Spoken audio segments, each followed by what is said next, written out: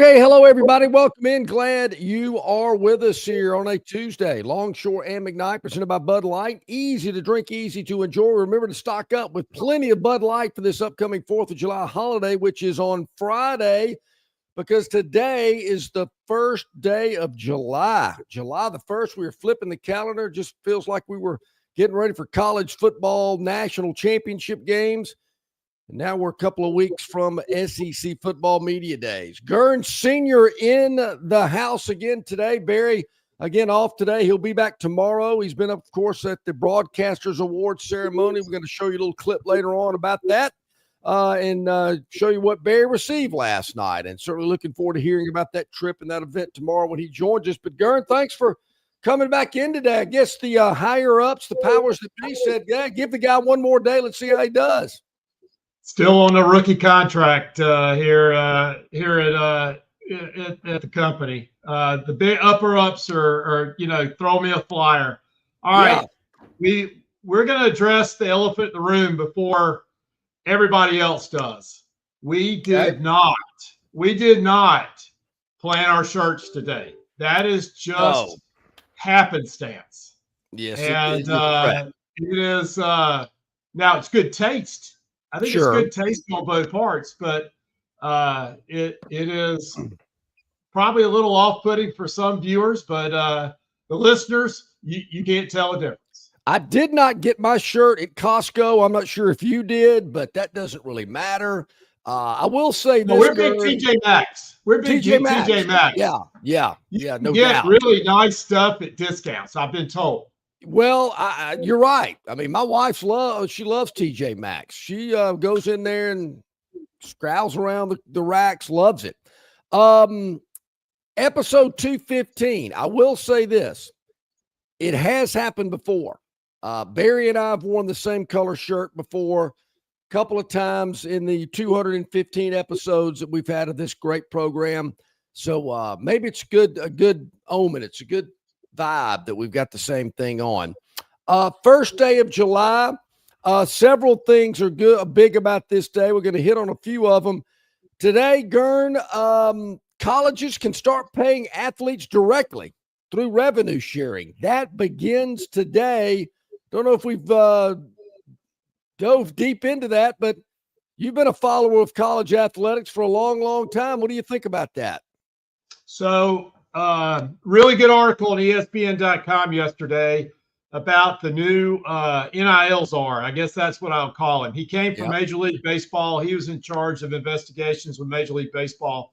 Ivy League educated, very even keel. It'll be interesting to see how he weaves in and out with the NCAA. What are their roles? I mean, how is enforcement? You're going to basically, there's a portal that you submit every single deal to that portal and it has to get cleared. One of my law partners is very involved with that aspect of it. And there are a lot of unknowns. Are they legitimate NIL deals? I mean, today, I don't know, 20% are legitimate NIL deals. You'll see a couple of LSU athletes on a Raising Cane's commercial. That's legit. Sure. Paying somebody without doing anything, that's not legit under the new system. So you'll get paid under the house settlement money. You'll be able to split that up. But then you'll also have NIL deals that are going to have to go through this portal. And I'd be interested. Maybe at some point in time, I'd be interested to having him or some attorney that follows this closely is a big part of it, because I think that would be of interest to the general public, to the viewer, to the listener. What actually are you looking for? What is considered legitimate? Are there red flags that you're immediately drawn toward if you're looking at an agreement going, well, tell you right now, that isn't going to fly. So here's the deal. I actually asked him, I said, hey, you want to come on and talk about NIL and the house settlement and things like that? And he said, there is no way in hell I'm going on YouTube, TV, radio because I'm not going to talk about something until I know exactly what it is. So that's the general sentiment. Even somebody who is up to speed on it as they can be, somebody who works with collectives, somebody who helps athletes, things like that, they don't know. There are all these other lawsuits out there. There's Title IX lawsuits. There's smaller colleges lawsuits. So, we'll see. I think, as we go along the summer, it's going to get clearer. But the guy, Brian Seeley, who is new head of the College Sports Commission. So that's the new NIL clearinghouse. They've got Deloitte, big accounting firm, to help them set up the consulting aspect of that and to vet all of them. And it starts today. Yep, July 1st. Yep.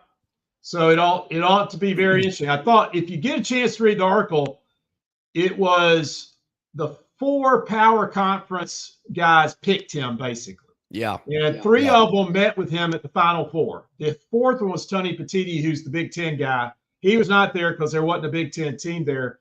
But this guy used to work with Tony Petitti at Major League Baseball. And supposedly those 3 were all blown away. And so all right, I'm going to go on record here. July 1, 2025. July 1, 2025. 2 years, we'll have a super conference, and that's it. You'll have a super conference, which will be the Big Four. You had Notre Dame and some of the other independents. You might pick up some of the Power Five.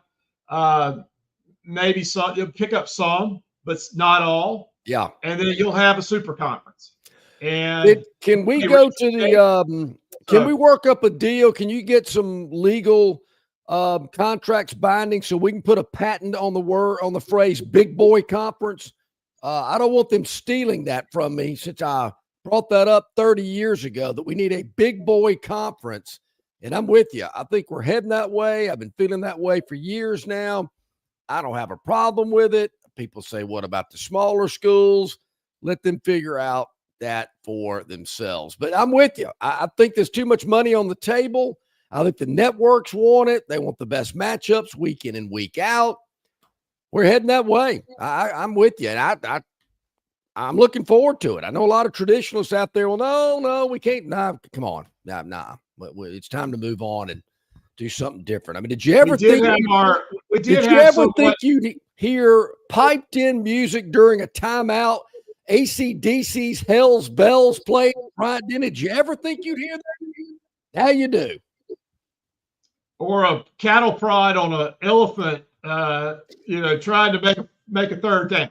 I don't know. You tell me. I don't know where that elephant is. I haven't seen that elephant, but that elephant sounds like it's in distress. Yeah, well, I've phrased it as an elephant giving birth sound effect. And it's terrible. I can't stand it. I don't know why they play that, but somebody thinks it's great. Not me personally. There's a couple other things they could do without as well. Hey, also a big day over on the Plains, as Bill from Baltimore points out. Auburn officially has switched to Nike. They're no longer an Under Armour school. I remember when they were a Russell school, had the R on their jerseys. Now they are a Nike school. Bill says, I guess Tony Barbee can come back and coach and win, since he said he couldn't with Under Armour. Was that Tony Barbee that said that? Also, Theotis. Wait a minute. Come on, Theotis. Longshanks has said so much derogatory stuff about Auburn that he can no longer broadcast without his attorney present. Wait a minute. I've never said anything derogatory about Auburn. Now, maybe some things that don't come across as overly flattering or things that people would rather me not say. True, not made up, but come on, Theotis, you know me better than that. And John from Wetumpka, good morning. Start paying college athletes directly is just further away from the original intentions. I'm waning in interest. High school is next. John, you're not the only person that I've heard say that. I wonder about that, Gern. Do you fear people that universities, colleges are losing some of their fan base because of NIL, because of transfers, because of so much money involved, because of the price of going to a game? We pointed out earlier this year, $200 $200 plus face value football tickets for college football. Well, what was the face value of a ticket when we were in school in the mid 80s? $20 maybe? Well, for a student ticket, they just had one of those little hole punchers. Yeah. You pulled out your ACT card and they had like 1, 2, 3, 4, 5, and they punched a hole. Yep. I mean, that's how ancient we are. Look, I live 2.5 hours from Tuscaloosa. If we go, it's back roads. Any game that's after 2:30, 2:30 is about the latest game I will go to because I'm not getting back till 10 o'clock, even that. Sure. A 6 o'clock game, can't do it. You have to spend the night. So it's Birmingham, people can go back and forth, and they've got that traffic pattern figured out pretty well. A lot of people stay. Auburn's same way down 280 and coming in on 85 from Montgomery. Look, everybody has a 55-inch screen TV. A lot of them have them outside on their patio. Are you telling me they're not going to have a cocktail out on the patio and their own personal skybox outside, and they sitting in their easy chair, smoking a cigar or whatever, and not have to get in the crowds and parking. Parking. Now, wait a minute. That sounds like something I do. Unlike somebody I know who always seems to wrangle a 10-hour parking pass, I have to park downtown and pay $20 and walk. Ooh. So, it's hard. Now, there's enough people that are doing it.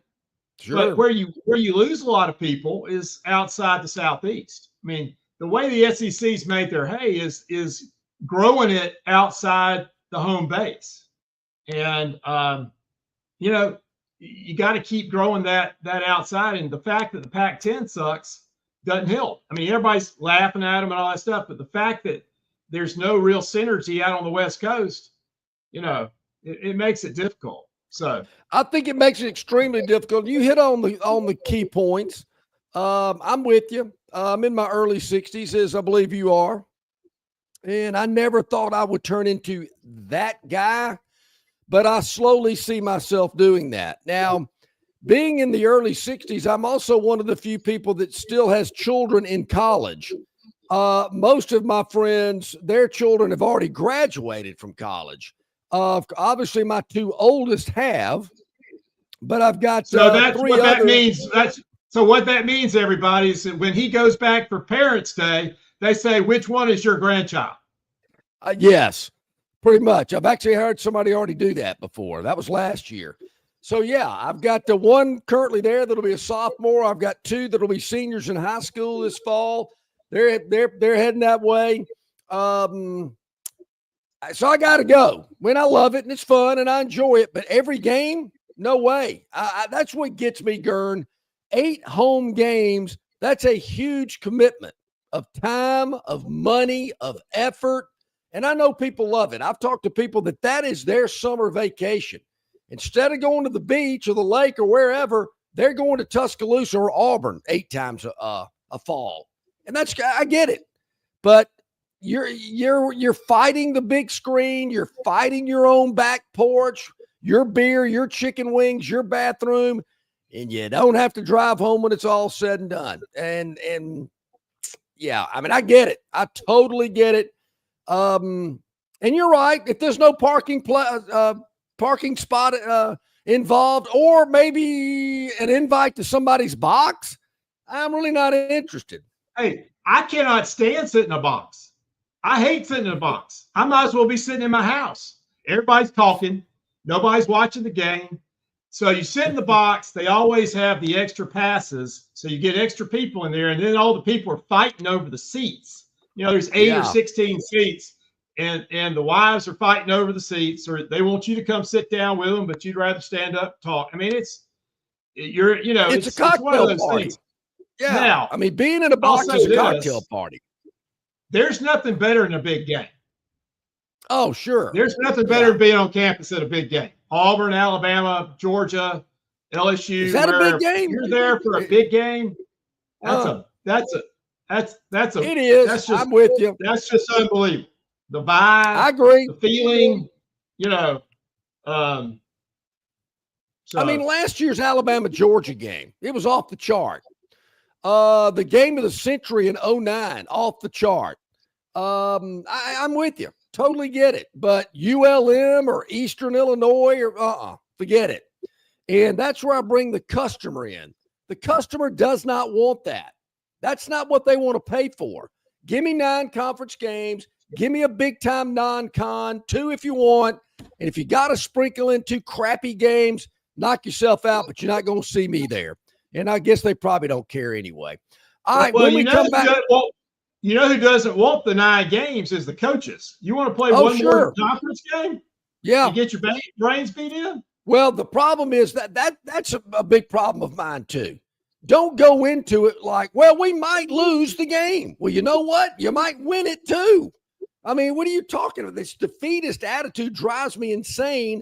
And then Greg Sankey's going to tell them, look, boys, ESPN's going to pay us another 70 or 80 million. I don't want to hear it. We're playing 9 games. So suck it up, Buttercup. These all they want to do is tell their rubber chicken circuit guy, hey, we made a bowl game. I had a winning record. That's not what this league's about.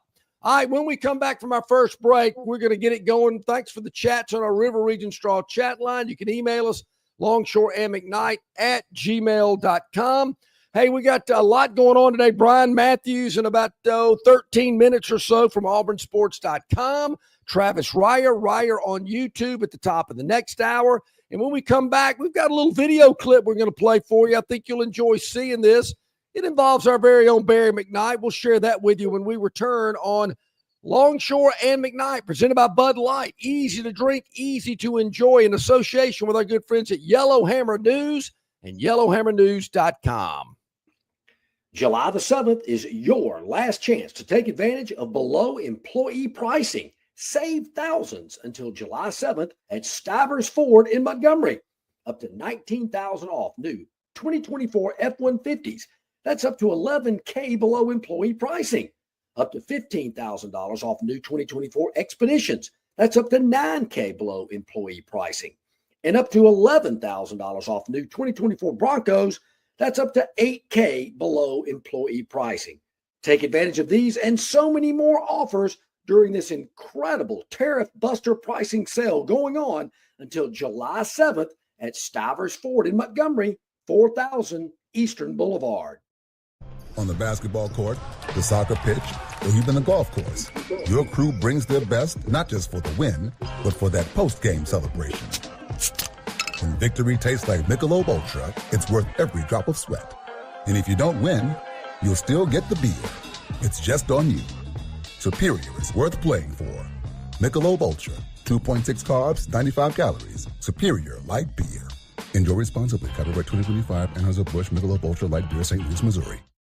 Located just 8 miles north of Alabama's state capital, Capitol Hill features 3 18-hole championship courses. With more than 1,500 acres of golf and nature, the pure magnitude of this facility is amazing and allows each course to be drastically different from the others. Capitol Hill also features an innovative 360-degree driving range, 400 yards in diameter. Capitol Hill offers a fully stocked pro shop with the latest equipment and apparel.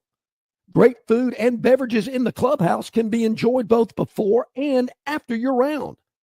Get your group together and hit the trail. Go to rtjgolf.com/Capitol Hill for tee times and more information. All right, welcome back in. About 19 minutes past the hour on this Tuesday. Longshore and McKnight, presented by Bud Light. Gurn Sr.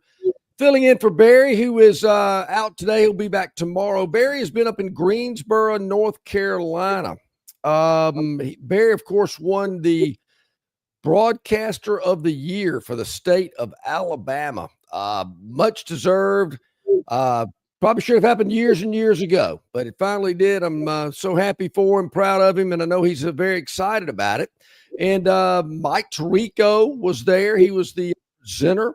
Wasn't the MC, but he was the presenter, presented each recipient with a nice trophy and plaque and shook their hand and took a picture with them and all that kind of good stuff. And Barry was there with his lovely wife, Dee, and I know they took it all in, and we're certainly looking forward to hearing about that tomorrow. We do have a video clip that Alabama, 23 years as the radio and television voice of the Troy Trojans and co-host of the Longshore McKnight YouTube podcast, former Jeopardy contestant and first-time NSMA winner, Barry McKnight. Here is Barry McKnight.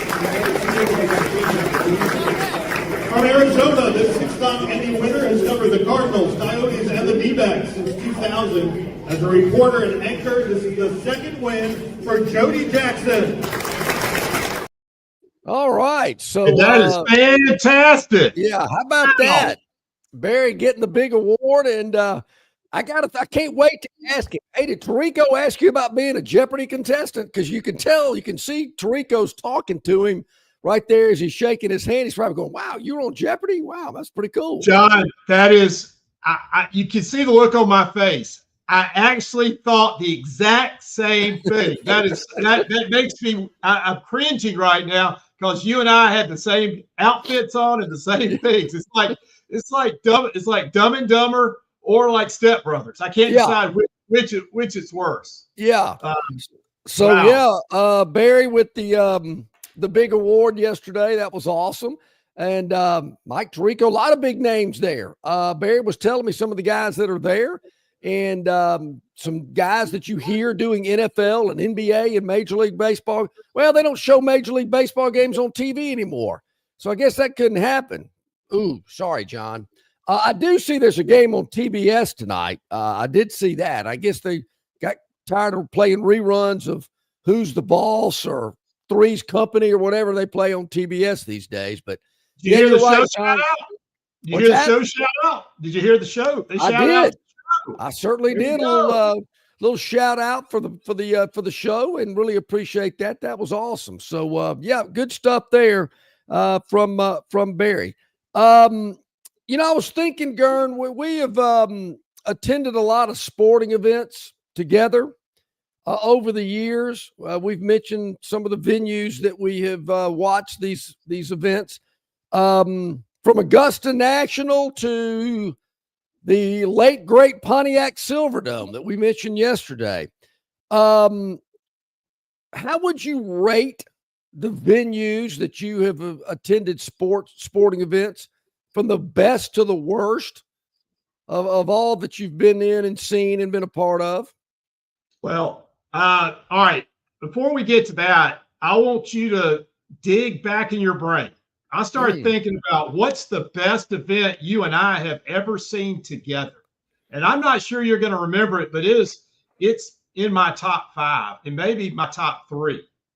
We were fourth years at the University of Alabama. I'll just say it that way. And Alabama's going to go on to win the SEC basketball. Okay. And we're playing the last game, and we have to beat Florida. And it's a Saturday game, early game. In Tuscaloosa. They make you get up and go to the game. And we go. And Montgomery's on, he's probably a 7th or 8th man. James Hollywood. Was it James Hollywood Robinson? No, J.J. Jackson, former coach at Carver. Yes. He hits a 3 at the buzzer to send it to overtime. Against the glass.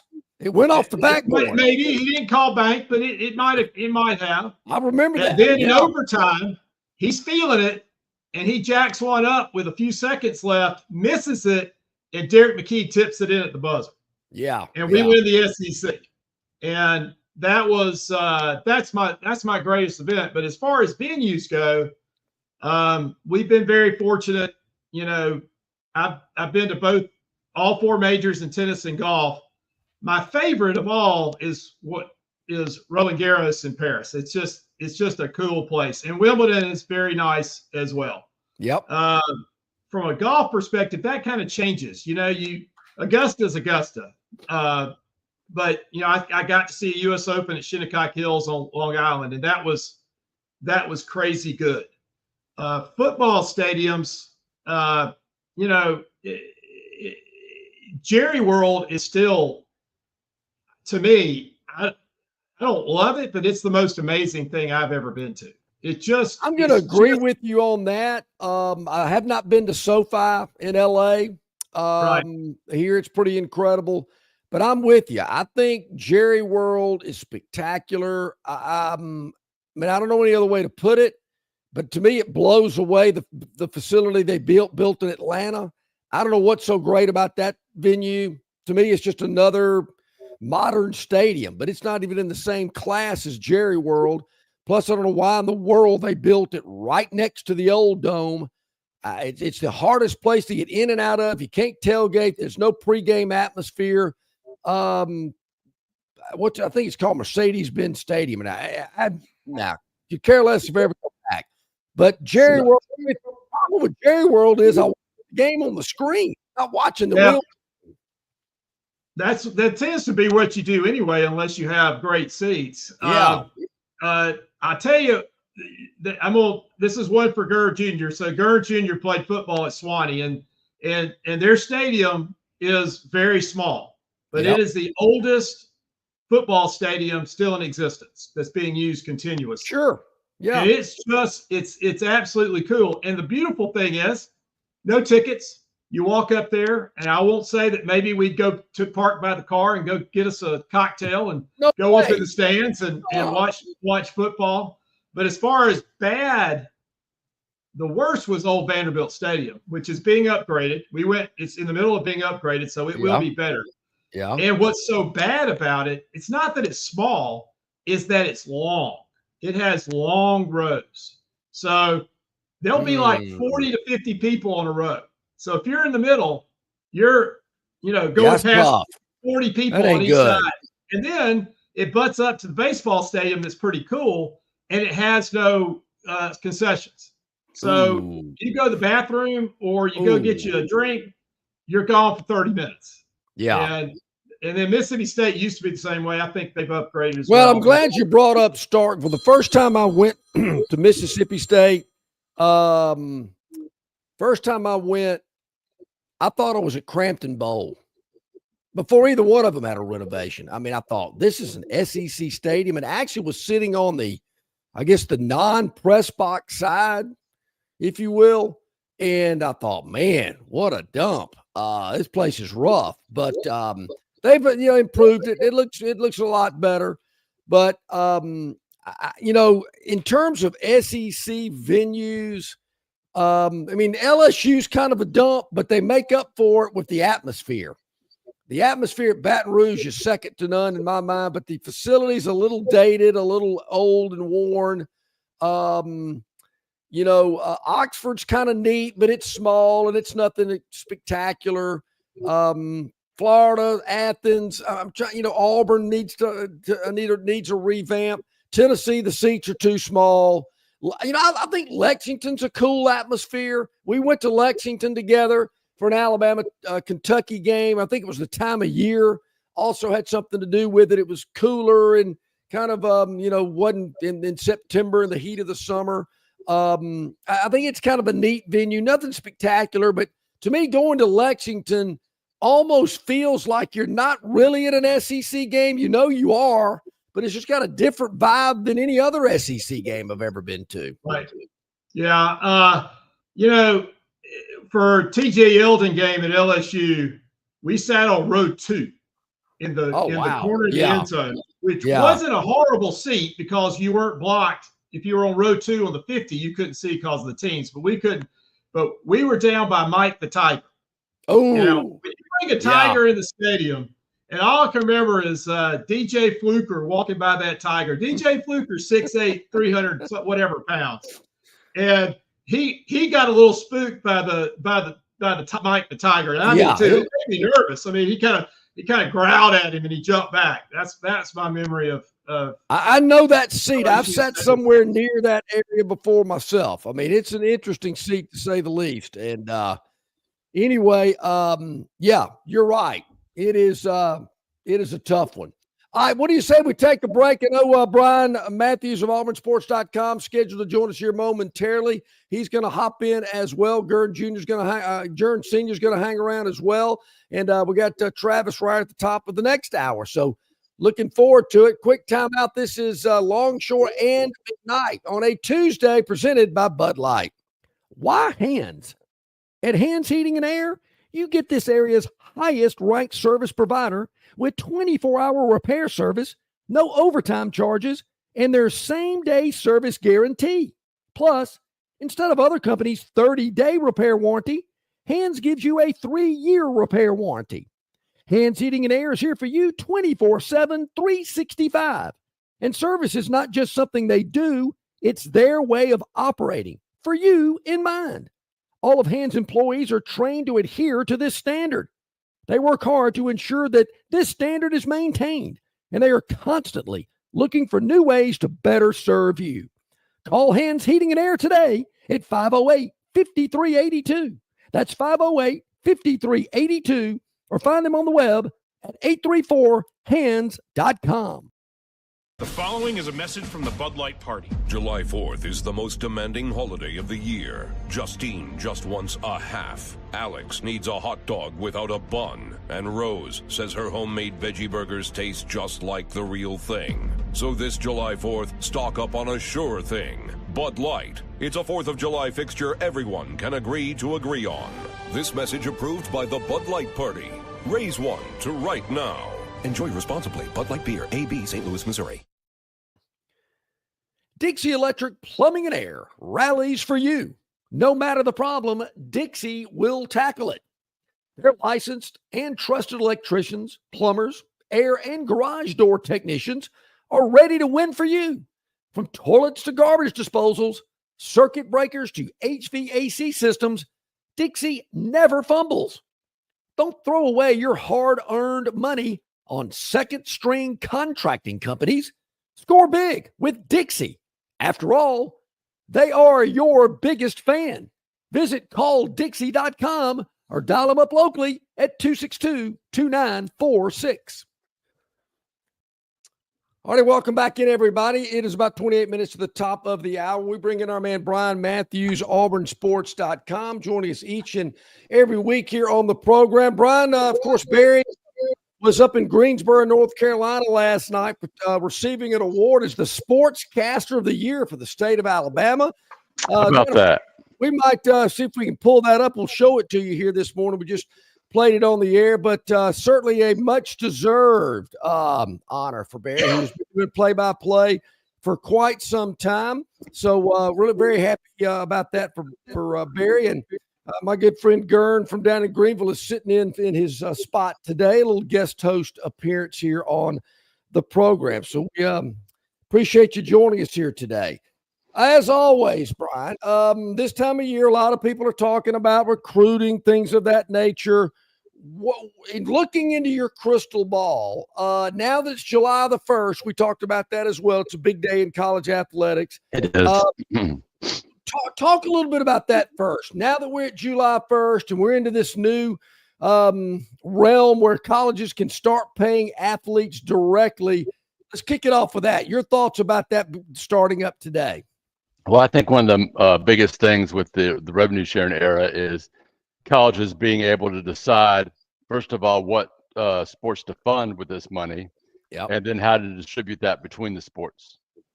Because you got some, of course, they're going to, well, everybody's going to emphasize football because that's your revenue sport. But I think you have some schools within the SEC, potentially Mississippi State, that may fund baseball more than others. Whereas you have some schools that may want to fund basketball more, such as a traditional power like Kentucky. So, and there are other sports. I'm sure South Carolina's going to want to fund women's basketball more. And I'm sure there's some softball programs that they're going to get a little bit more than others. So that to me is very interesting to see how that plays out over the coming years. And then also, how are the student athletes, the recruits, going to react? Because, some of them, they know their older brother or their best buddy who was 2 years ahead of them in school got, these huge contracts.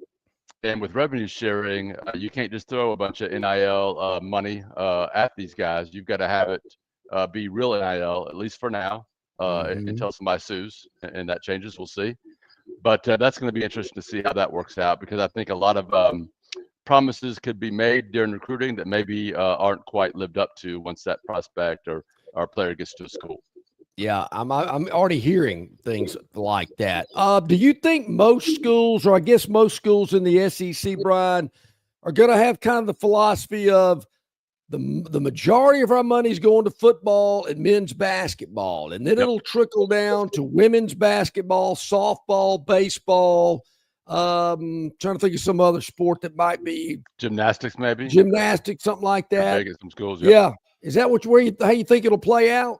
I think, the standard, which I don't think is going to be accurate for every school, but around 75% football, 15% men's basketball, that leaves it around 10%. Now, a school like Auburn, probably 5% of that goes to baseball. And, I don't know if the rest goes to some other sports or how exactly Auburn's doing it yet. Working on that. But I think that's going to be kind of the standard that schools will at least start with when they're coming up with their plan. Yeah, also, I believe today is the first day that Auburn will be a Nike school, meaning that their uniforms will have the Nike swoosh on it. They'll supply all of the apparel. How big is that for Auburn? Maybe not as big as it would have been 5 to 10 years ago, right? Because now we have NIL, now we have revenue sharing. The way to differentiate yourself between other schools, having the biggest football-only building, or having the coach that works the hardest, or having the coolest, apparel supplier, doesn't matter as much as it did. But I do think Auburn, just as in general, the people associated with, we're getting a little bit tired of Under Armour, right? So I think there's a lot of excitement there. I think a company as big as Nike, which with its international reach, is going to be able to offer more apparel, increase Auburn's sales in that area, so that can generate more money for the revenue sharing era. So I think that helps out a lot, but I don't think it's a relatively big issue as far as it comes to recruiting or selling your program nationally. We've talked about this before, and both Auburn and Alabama are Nike schools as of today. If I was Nike, Brian, you and I have talked about this before. If I was Nike, I'd say, look, we're going to sign this deal with you. We're going to give you all this money, but we want a little uniform alteration. We want a little something new and jazzy on that uniform. Yes. Hey, I'm declaring a war on the Auburn marketing department starting July 1st. Not only should Auburn have alternate uniforms, if they have a whiteout, they should wear white uniforms. If they want to stripe the stadium, they better stripe something on that uniform. I don't, helmets, socks. I don't care what you stripe, but you need to stripe something, right? That's just how it should be, right? If you're going to do something in the stadium for your team, the team should reciprocate that, and they should be like one, big family, right? Yeah. It's amazing how many things we agree on, and this is just another in the long list. For the life of me, I don't get it. I know these old fogey types. Oh, you can't mess with it. Got to keep it the same. I'm thinking, are we still in the 60s? I mean, give me a break. I mean, come on, let's do something. Hopefully I'm holding out that we'll see some of those. I'm not looking for drastic, crazy, Oregon Duck type stuff. Right. Just a little bit, a little change here and there to kind of, spark a little interest. I think that would be kind of neat. Maybe Nike's got enough pull to do that. We'll see how that plays out. Now, John, you and I are old enough. I don't think Brian's old enough to remember. It was in the late 70s, early 80s when they went all orange. Yes. We've talked about that time. Auburn, believe it or not, Gern, Auburn, I believe, has worn orange 4 times. I remember when they weren't warm against Georgia because they tied them, which allowed Alabama to go to the Sugar Bowl. And we haven't seen the orange jerseys since. I've seen them since. Yeah. But here's the thing: you don't have to wear them against Georgia or Alabama. Wear them against Alabama State or whoever. Yes. If Cam Coleman goes out there in an orange uniform and catches 6 passes for 200 yards and 4 touchdowns against Alabama State, Perfect. That orange uniform with his name on the back and his number is going to sell like wildfire the next week. That's going to make him money. It's going to make the school money. You know, Brian, Brian, that's just another way to generate more revenue. That is I've never really thought about it that way, but I beat up on crappy games all the time. So what do you do to add a little pizzazz when ULM and Eastern Illinois and Ball State and Mercer are coming to town? Those are just 4 of the non-conference games that both Auburn and Alabama are playing this year. Mix it up. Yeah. I'm with you. I mean, throw something out there that's unusual. Don't do it for a conference game. Yeah, I'm with you. John from Wetumpka says, in all caps, don't mess with the uniform. John, why not? I mean, why not? Tell me what is wrong. Look, does Auburn baseball not wear navy blue from head to toe? Yep. I think he looks pretty good. They have orange in basketball and baseball. I mean, it's part of Auburn's color scheme, even though it's the wrong color orange because Auburn's burnt orange. And like 15 years ago, the athletic department decided to use glow orange because it, quote, showed up better on TV. But that's another issue with my war against the marketing department, which I'm declaring starting July 1st. What did you brought that up? Did you like the shadow numbers when Terry Bowden was there?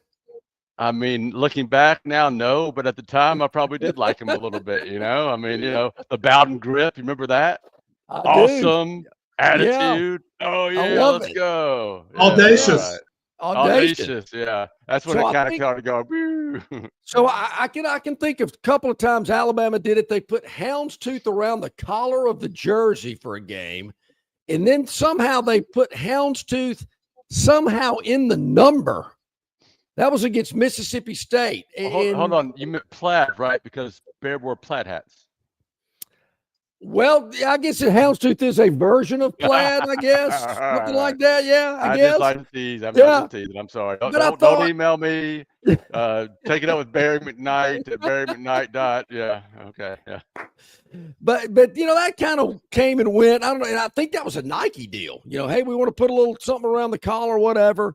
But it's a favorite subject of mine, and all right, John. One that I've got a burning question. I got a burning question for Brian.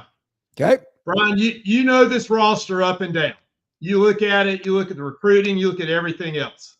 If somebody gave you an unlimited budget, whatever it is, and you had to get 2 players, I'm not saying particular players, 2 positions that would turn the tide for Auburn next year, and it would just ramp everything up. What 2 positions would you go out and get right now to make a difference? I would go get the best edge rusher in the country. Auburn's got 4 or 5 dudes there, but none of them are proven. And we know how much an impact a guy like that can have on a defense and on a team. And then I'd probably, even though I don't have anything against Jackson or Deuce or any of those guys, I'd go out and get the most veteran, proven, smartest, quickest decision-making quarterback in the country. Because again, that's a huge impact you can have on that side of the ball. So for this particular Auburn team, that's what I do. Even though Jackson may end up being a terrific quarterback or Deuce, whomever, but if I'm spending that kind of money, I want somebody proven. Yeah. We always hear about defensive linemen, certainly edge rusher on that side of the ball. So important. I was reading a piece, Brian, about, revenue and what type of money some of these players are making. They broke it down by position. Obviously, quarterback was the highest paid position, but offensive linemen, I guess it's offside tackles maybe are making some pretty good money. I mean, you look at the NFL first round draft and the big paychecks, quarterbacks, receivers, left tackles, pass rushers, lockdown cornerbacks. Yeah. Those are the positions I think that are the most premium right now in football at the moment. Running backs and linebackers, maybe not as much as they used to be necessarily. So and I think that's going to be exactly how football does it. I think, if you're getting 75% of the $20.5 million, you're dividing up that money between position groups, and you're telling that position coach, basically, here's your budget, go fill up your room. So maybe you can afford to pay Jackson Arnold starters money. Maybe you can afford to pay Deuce Knight starters money. You cannot afford to pay any of the quarterback on that roster starters money. So I think that's what we're seeing a lot in recruiting right now, where teams like Georgia, Alabama, LSU, Ohio State have been able to stack up 5-star elite quarterback talents in every single class. I think it's a lot harder to do now because other teams are going to say, hey, we see you as our starter. We can give you $500,000 more than this other team can. I've even heard how about specialists, Brian? That's what I started thinking about. How about specialists? Where do they play in all this? Like snappers are important, believe it or not. And believe me, a punter and a kicker is only as important when they suck. So they've got to be good. Well, Alex McPherson, his illness, I'm glad he's doing much better now. Probably cost Auburn a couple of games last year. I'd say around, depending on how it went. But so it does make a difference. Now, I don't know how much they make, certainly not as much as quarterbacks, but it is important to have those guys, and they are making some cash money too, especially the really good ones. But it's also roster spots too, right? It's going to be roster spots where, how many are you going to have? You used to just have as many as you wanted to with preferred walk-ons and things like that, right? Yes. Is it 105 now? I believe so, yeah. I think it's a 105 roster with no walk-ons, or I don't know exactly how this works yet. I'm still learning some stuff too, to be honest with you. But and I think most schools in the SEC are used to having around 120 with walk-ons, during a fall camp or whatever, having this huge scout teams to go against your first team every. So they have to work out different ways to do that. But I don't think it's something that teams can't deal with. It's still a lot more than NFL works with every week. So, Brian, speaking of recruiting, what's going on? What are you hearing out there? What could be happening for Coach Freeze and this staff in the next weeks or so? I think last time we talked, Auburn had gone through a little spot there. They had a couple of flips. Darius Tootle to Georgia, Devin Carr, the receiver, at FSU. They lost to Michael Garrett about 3 weeks ago, the linebacker. I don't think he's gone anywhere else yet. But things have picked back up. They got the big offensive tackle from New Zealand. Of course, he's a project. He's a upside guy, but 6'6", 6'7", 6'8", 350. Moves really well when they got him in to take a look at him. So, he's a guy that could be a 1, or he could be a 10 and be a starting left tackle and go on to the NFL. We'll see how he develops over the next few years. And then I thought Peyton Falzone, Nazareth, Pennsylvania, Penn State commitment, being able to flip him to Auburn, that just tells me everything I need to know about this staff. There's no quitting them. They're very, very talented. This is what they do really, really well. Recruiting, even though it doesn't look great on paper right now, I think around 64th in the country, what this staff is capable of. And I think, unlike a lot of years, I think what happens this fall is going to make a difference in how Auburn's class turns out. I think it's very similar to what happened at Florida last year, where they looked terrible. Billy Napier was on the brink there, and then they had that comeback. They won the last 4 games. They flipped 15 players from other schools from, I think, November 16th to signing day. That's like a 3-week period, and finished top 10 in the country. And I think that's something Auburn is capable of doing, depending on how it goes this fall. Sure. Yeah, I'm with you. You go through these little bumps and whatnot, and people get all excited and freaked out, but I think it'll all settle down when signing day rolls around. And I'm going to put you on the spot, Brian, before we get to your musings and go through our musical journey today. All right. It is that time of year, but I want to know your top 3 most memorable games, whether football, basketball, whatever sport. Okay. But not including Georgia or Alabama. It's got to be a contest against a team other than those 2. Okay. I was not covering the team, but I was at the interception game, the LSU game in 1990. The Curly Holman game. Yes. I think it was 94, maybe. Yeah. Maybe 94. It was sometime during that streak where Auburn, when Terry Bowden won the first 20 games or whatever, and then tied and lost in the Iron Bowl, right? It was somewhere in that period. I think it was 94. But I'll never forget that game. And I was sitting in the stands going, what is this guy thinking? Why does he keep throwing the ball? I mean, Auburn couldn't get past the 50 on offense, right? That would be one. The upset of #1 Florida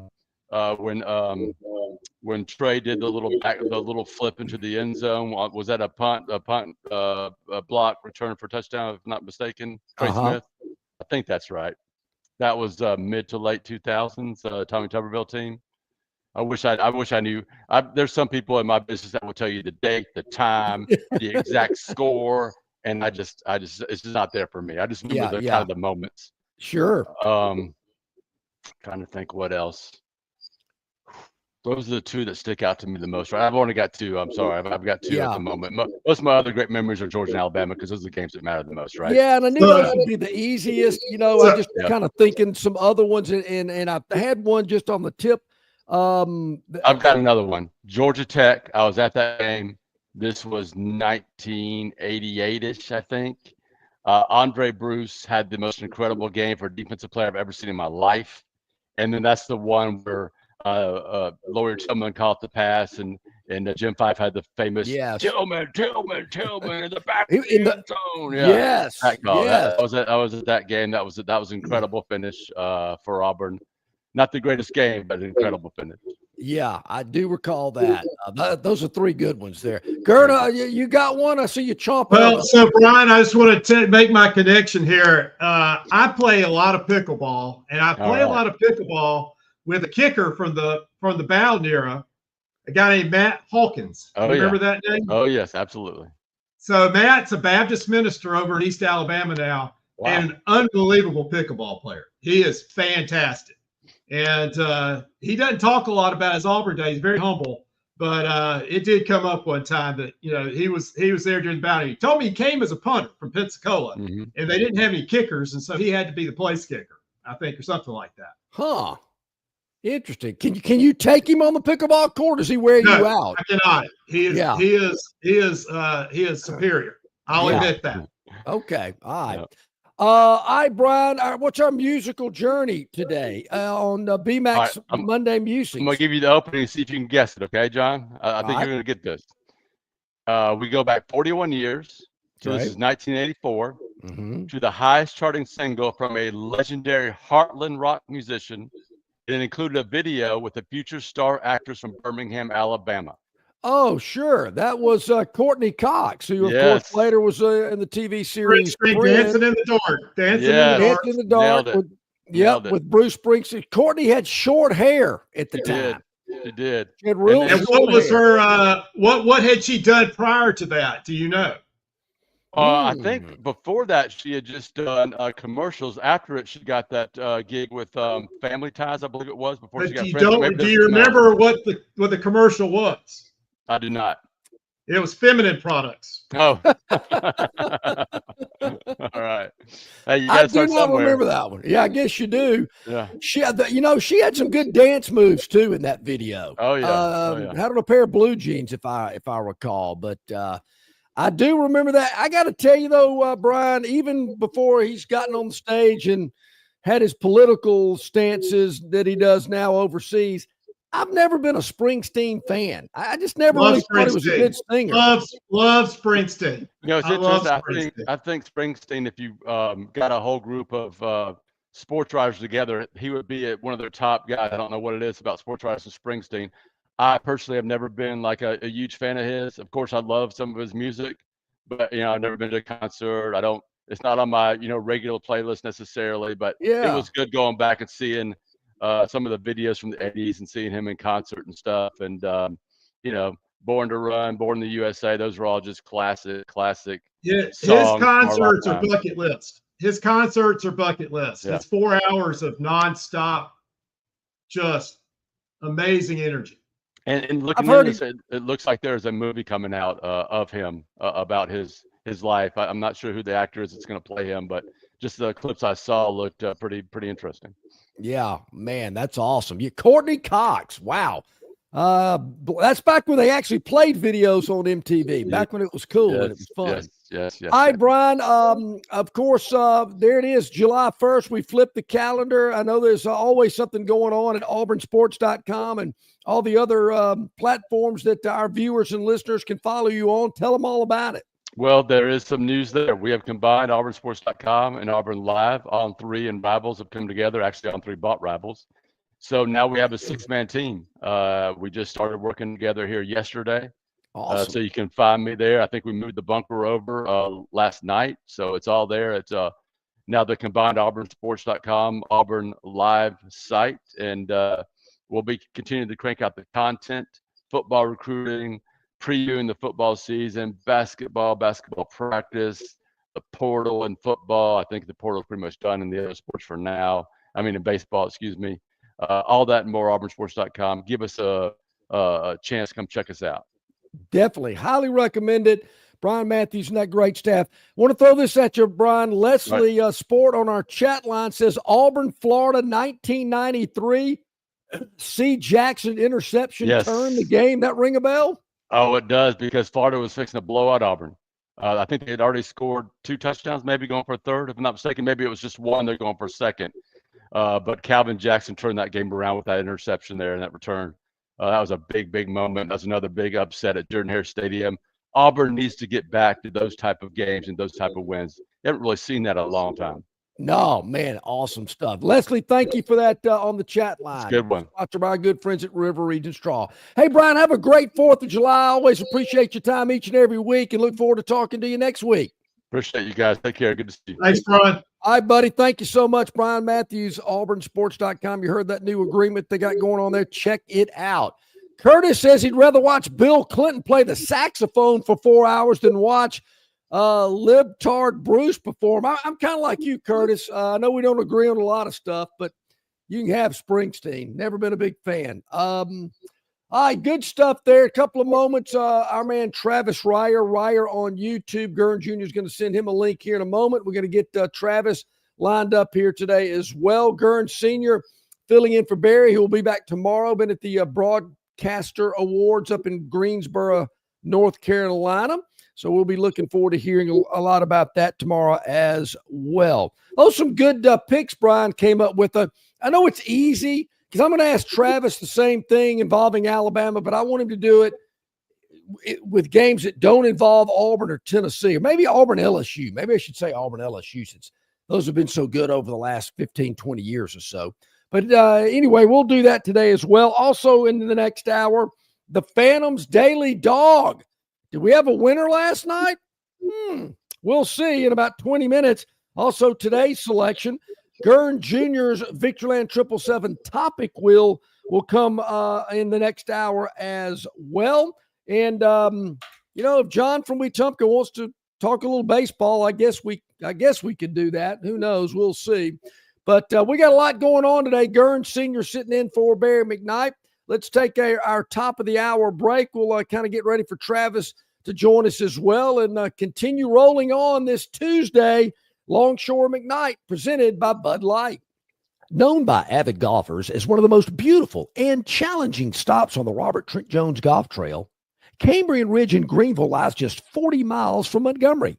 It is well worth the ride for any golfer looking for 27 holes of jaw-dropping golf. The greens have been redesigned to accommodate the higher green speeds associated with their installation of the latest generation of ultra-dwarf Bermuda grass. Cambrian Ridge offers a fully stocked pro shop with all the latest equipment and apparel. Great food and beverages in the clubhouse can be enjoyed both before and after your round. Get your group together and hit the trail. Go to rtjgolf.com/Cambrian Ridge for tee times and more information. It doesn't matter if you're running drills at the park, playing pickup on a Saturday, or sinking the final putt. When you compete with your friends with Michelob Ultra on the line, competition isn't that friendly. The trash talk, next level, and the stakes, oh, those are crystal clear. With only 95 calories and superior smooth taste, it's the ultimate trophy. Superior is worth playing for. Michelob Ultra, superior light beer. Enjoy responsibly. Copyright 2025, Anheuser-Busch Michelob Ultra Light Beer, St. Louis, Missouri. All guests of Longshore McKnight appear on the City of Montgomery guest hotline. Check out the most interesting and informed personalities in sports covering Auburn, Alabama, Troy, ASU, and all the major teams from across the country. John and Barry have the best guests brought to you by the City of Montgomery. To find out everything you need to know that is going on in the capital city, check out montgomeryal.gov. That's montgomeryal.gov, the capital of dreams. Local banking expertise, the newest innovations and technology, personal attention, genuine hospitality. It's all just part of the Riverbank and Trust difference. They invite you to experience it for yourself. Welcome to banking above and beyond at Riverbank and Trust. Locations throughout the river region, locations throughout the state of Alabama. Riverbank and Trust. All right, welcome back in, everybody. Top of the hour. Glad you're with us here today. Longshore and McKnight, presented by Bud Light. Easy to drink, easy to enjoy. Make sure you stock up on plenty of Bud Light or any of the fine AB products for the big 4th of July celebration coming up this Friday. 249 years. I remember the 200th birthday in 1976. Wow, we're getting old, John. We are getting old. That's what old people say. We're getting old. I'm starting to feel it too. I was when I was gone a week or so ago, I jammed my thumb on a golf cart. Believe it or not, it's the strangest thing. It is still sore. I'm thinking it's just because I'm older and it takes longer to heal up. I mean, what's going on here? That's right. Jeez, it's not, you never know how much you do with your thumb until you hurt it, and everything you do with it is painful. You know, that's the only thing that separates us from primates. Is really? The retractable digits. Wow. Yes, I think I do remember that in biology or whatever one day. All right, our man Travis Ryer on YouTube, Talking Tide, joining us here today. She does each and every Tuesday. Hey, Travis, good morning. How you doing? Well, I see Travis.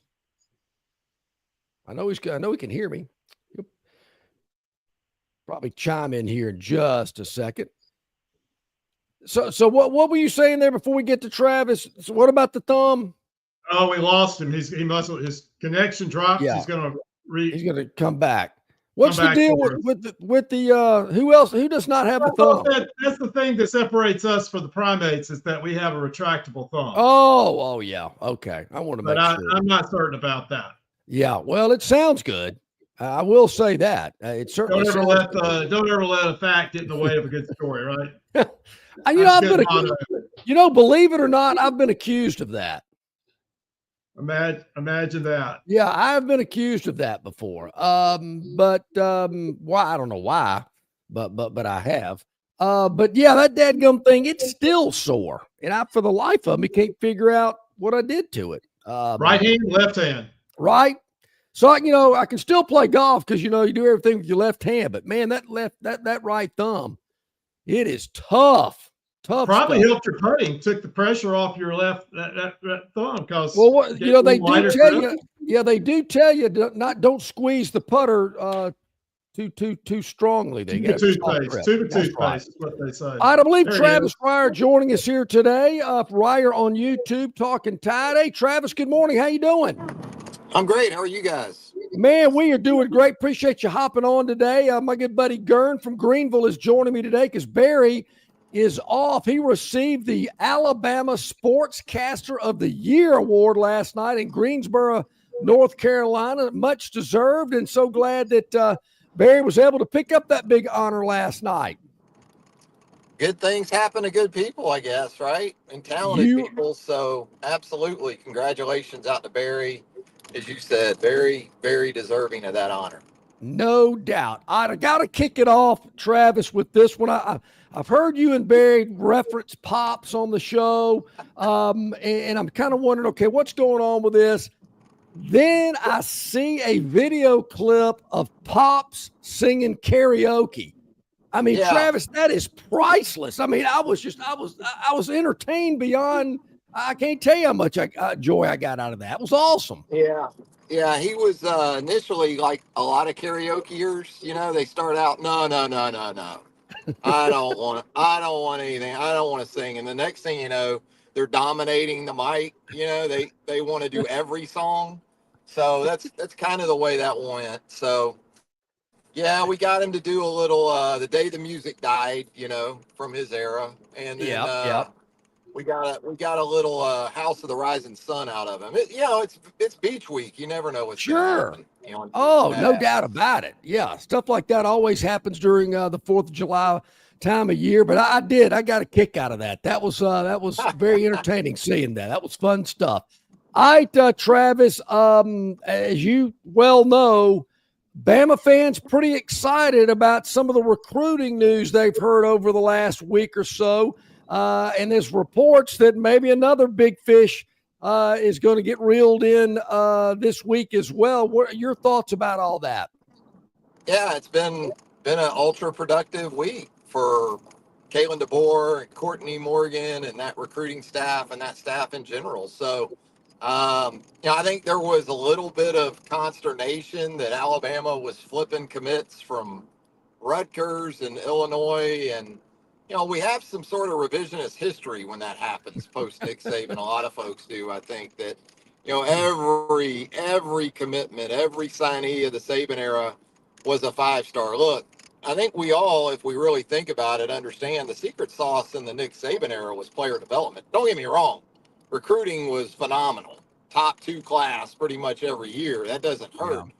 But Nick Saban and his guys got 5-star production out of 5 stars. And they also got 5-star production out of some 3 stars. Now, there weren't a lot of 3 stars in that era, but that's what they got out of them. So, yeah, I mean, some really good stuff at multiple positions here in the last week. A couple of running backs, big-time linebacker pickup, and Xavier Griffin here recently. And they obviously trust their evaluations because, they're going with the guys that they feel like fit who they are and what they want to be.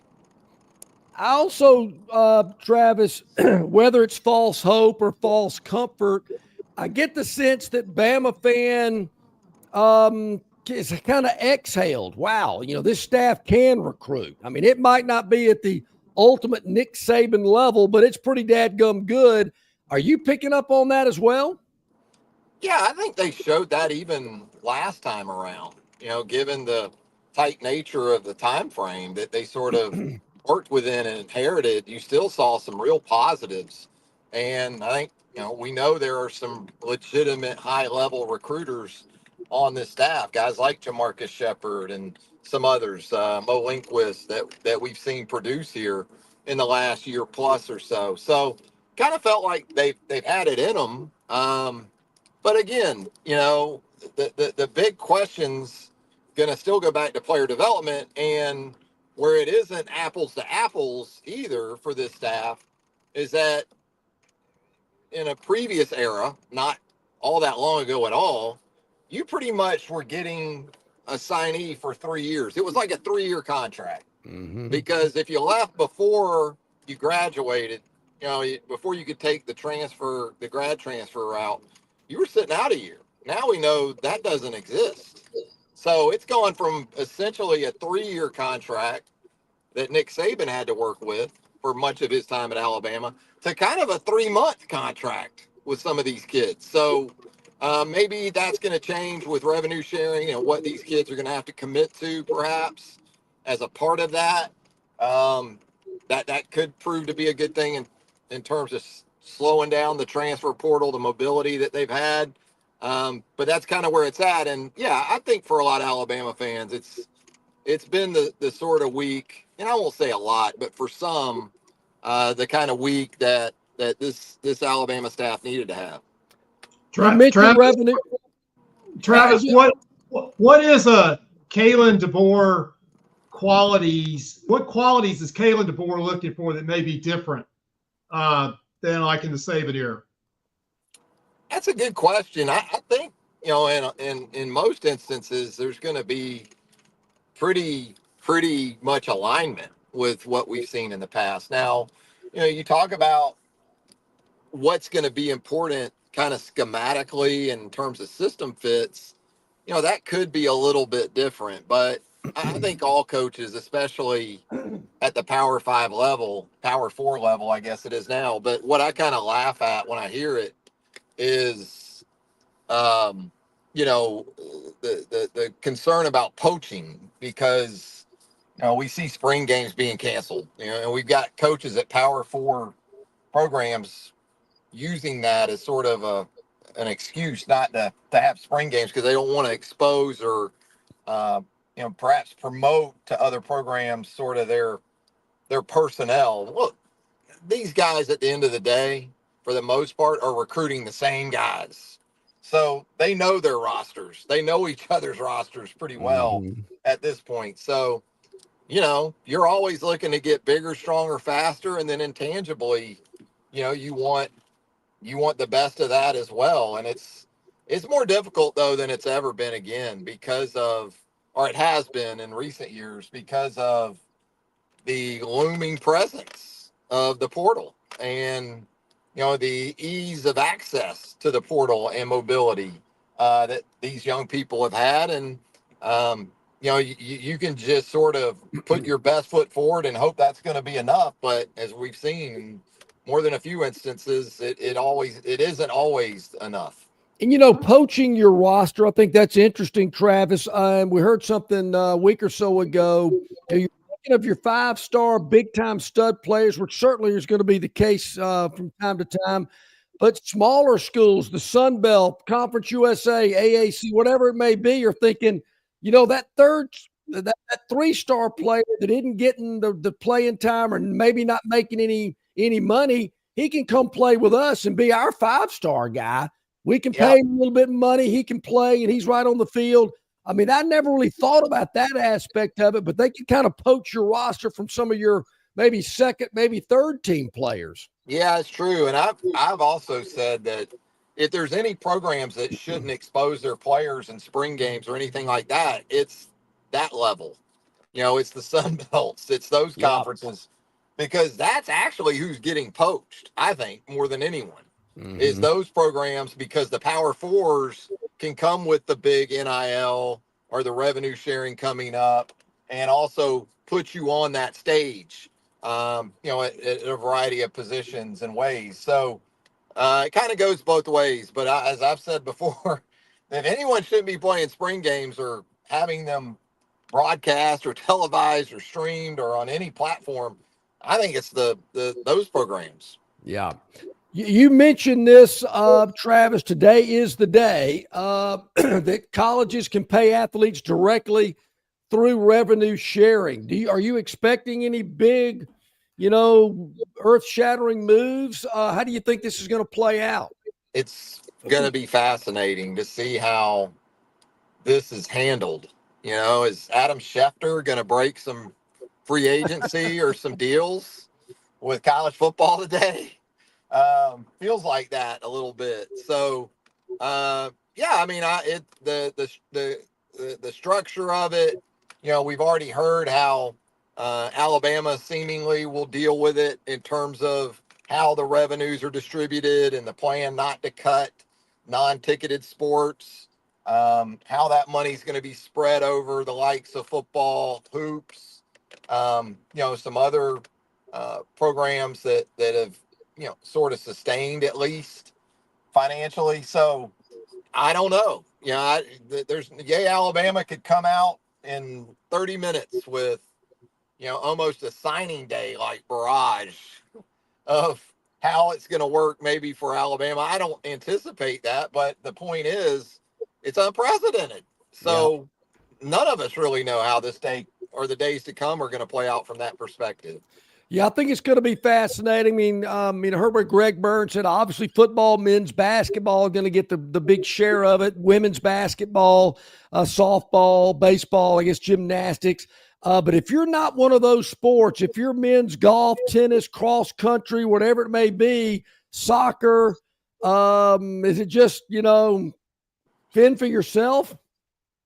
Yeah, and I would guess there'll be sort of an identification process of perhaps individuals who specifically want to supplement those sports or, things like that. In a sport like men's golf, I wouldn't think would have a huge issue with that. I mean, they have the brand new facility for the 2 programs there in Tuscaloosa now. But as we know, it's going to extend beyond. It had to start with that facility for, say, Alabama men's golf. But we saw just yesterday Miles Russell, one of the most talented juniors in golf, in boys golf right now in the world. Actually from Atlantic Beach, Florida, just there in Duval County, in Jacksonville. He made his announcement for 2027 to commit to Florida State golf, and you would have thought he was a 5-star running back from Macon or something. I mean, the way it was sort of celebrated. So it's not just going to be the big 2 or 3 that's going to need to kind of pony up and get it done. You're still going to be counting on contributions to help you, I would think, with some of those specific sports. Yeah, Travis, are you gonna see something like the minor sports where a big dollar donor with NIL will be able to basically buy a team? In other words, look at Texas Tech women's softball. They bought a team. Yeah. And so, they had some deep pockets. And so that helps the deep pocket schools, the Texas schools, the Oklahoma schools, things like that.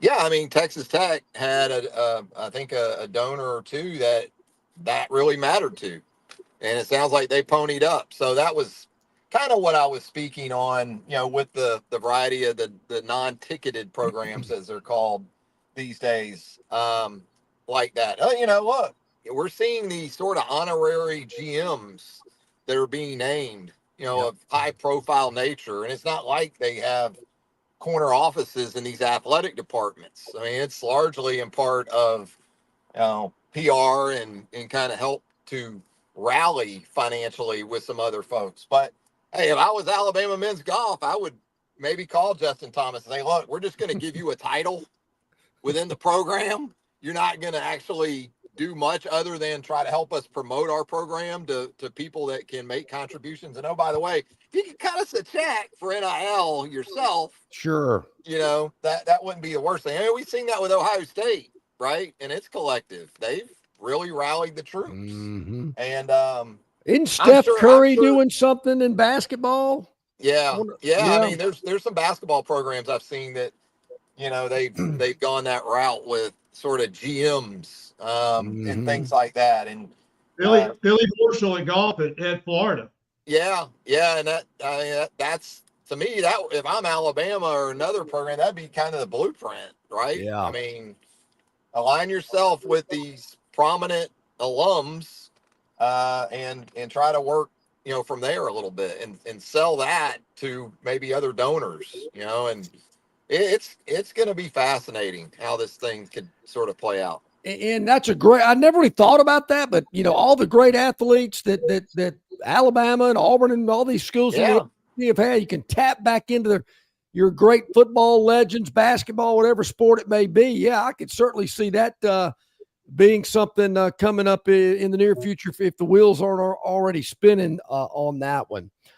All right, Travis, I was thinking about this the other day, and I whittled it down to the top 3.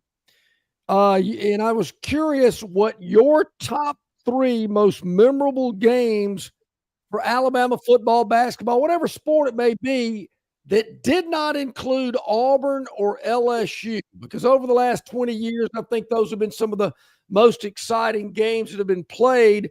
But other than those 2 schools, give me your top 3 most memorable. Wow.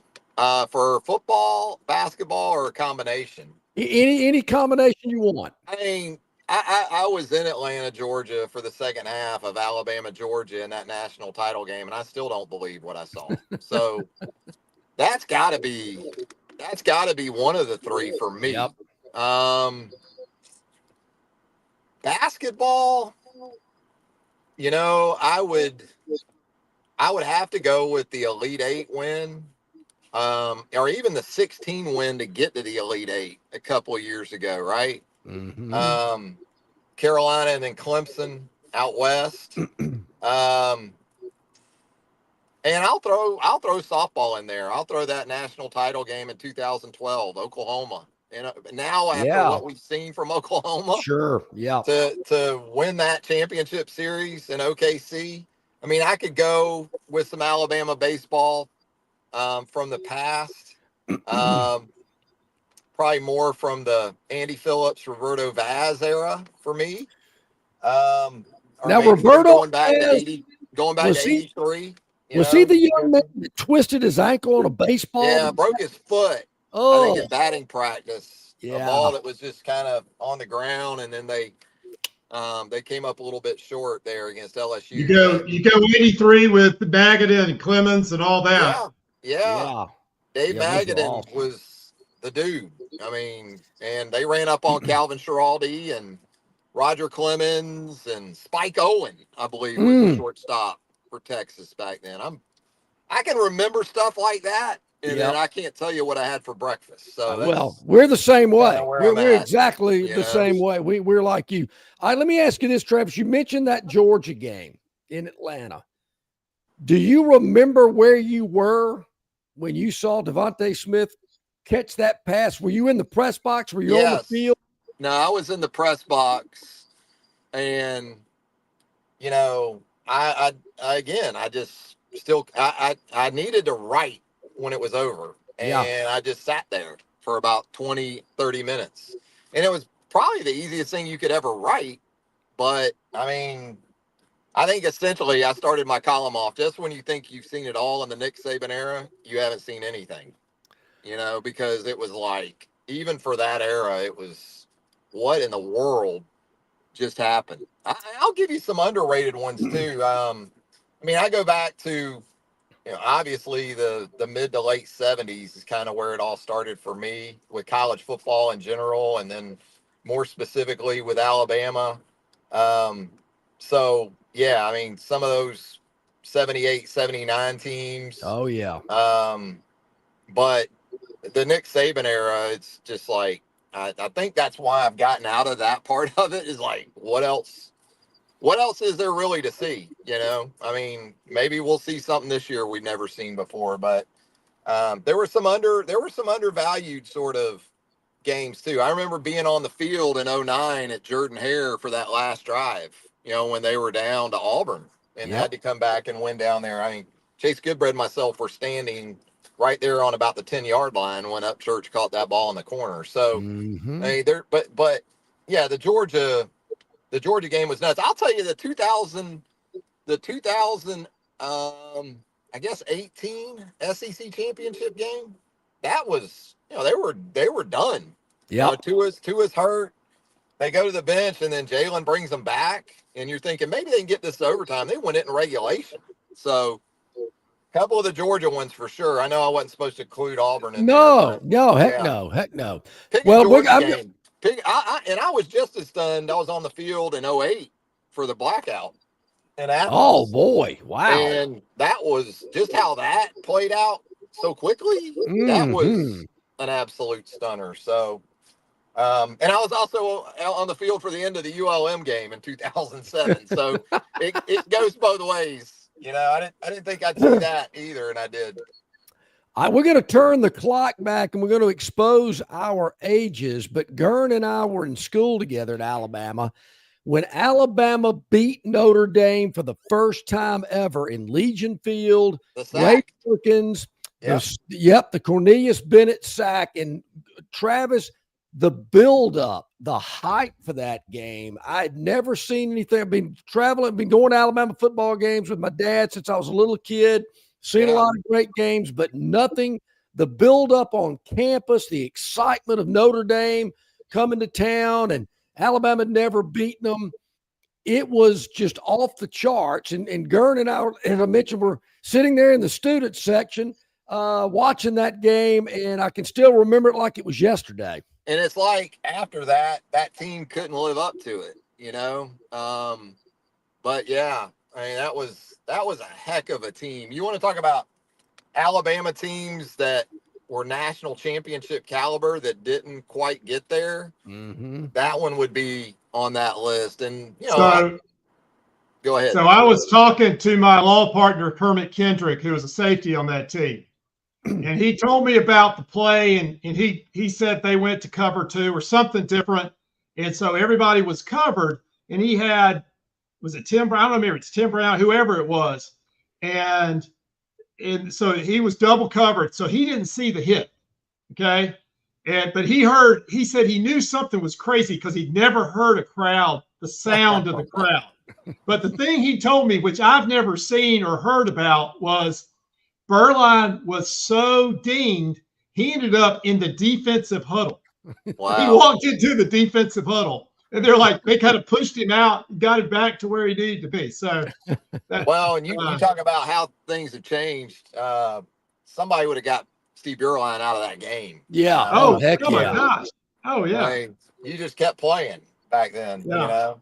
No doubt. Oh, some great memories. All right, Travis, before we let you go, so many ways for our viewers and listeners to check you out at Ryer on YouTube, Talking Tide. You got so much going on. Let everybody know all the platforms you're available on. Yeah, we're there at Ryer on YouTube.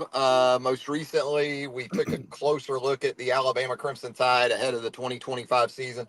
We're doing a buy or sell series. We're going to, on Second Helping, one of our shows there, SEC oriented show, we're going to go more in depth this week with the Florida Gators, because it seems like there's some people that are really on that bandwagon with DJ Lagway, and then there's other people that are like, I'm not ready to fully go there. So we'll do that this week. We'll also have some NFL stuff there at Ryer on YouTube. It's Ryer on YouTube on YouTube. You can also catch me on X at Travis Ryer, TravisReier. Man, thanks as always, Travis. We greatly appreciate it. Have a wonderful 4th of July, and tell Pops to keep singing. Yeah, we're gonna start taking him around all the karaoke bars. You might see him on America's Got Talent at some point. So we'll see how that goes. Love it. Thanks, Too guys. good. All right, buddy. Thank you, Travis Ryer, Travis. joining us as he does each and every Tuesday. Man, some great memories. I was walking down the steps of Legion Field going to get a refreshment when Cornelius Bennett sacked Steve Berline. I remember turning around, probably looked at you going, did you just see that? Did that just happen? Almost one of the most unbelievable hits I've ever seen. Do you remember exactly what happened next? No. So John Longshore in the middle 80s had something nobody else had. He had this thing called a Watchman. Yes. Okay? It was a mini TV. And so we all crowded around the Watchman to see the hit. It's like everybody and the fact he could get BRC6 ABC station showing that in the stadium in 85, 6, whatever it was. Yeah. I still this day now everybody's got their phone watching everything live. So sure, that was a black and white TV. The Sony Watchman was not in color. Yeah. Of course it was not in color. Yeah. It was a great, love that thing. All right, let's take a quick time out, a little behind, need to catch up a little bit. When we return, the Phantoms Daily Dog.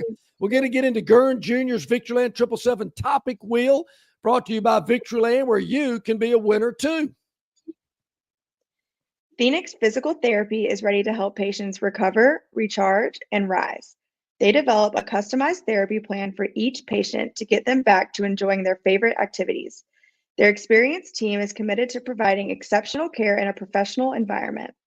Whether you're looking to prevent or treat an injury, recover from a recent illness, or recuperate from surgery, schedule an appointment with our clinic and take advantage of our physical therapy, athletic training, workers' comp, and employer solutions service. Experience elevated physical therapy today. Call Phoenix Physical Therapy at 239-9316. That's 239-9316. Summer's here, and so too are its many challenges. Heat that won't quit, beers that won't fit, hammocks that won't hammock, screen doors that appear out of nowhere, flips that flop a little too much. That's why it's important to keep it simple. Keep it cool, keep them coming, and keep it easy. Easy to drink, easy to enjoy. Bud Light. You're not buying sticks, stems, and pine cones. You're buying premium long-diddle pine straw from River Region Straw. Kenny and his staff have access to the best pine straw in the River Region, full of color that will last all season long. Kenny has locations in Montgomery, Prattville, and Auburn. And no order is too big or too small, from a few bales to an 18-wheeler trailer load. Pickup is available, or your order can be delivered. They can even spread your pine straw if you like. So call or text Kenny today, 669-5959. That's 669-5959 for all of your pine straw needs.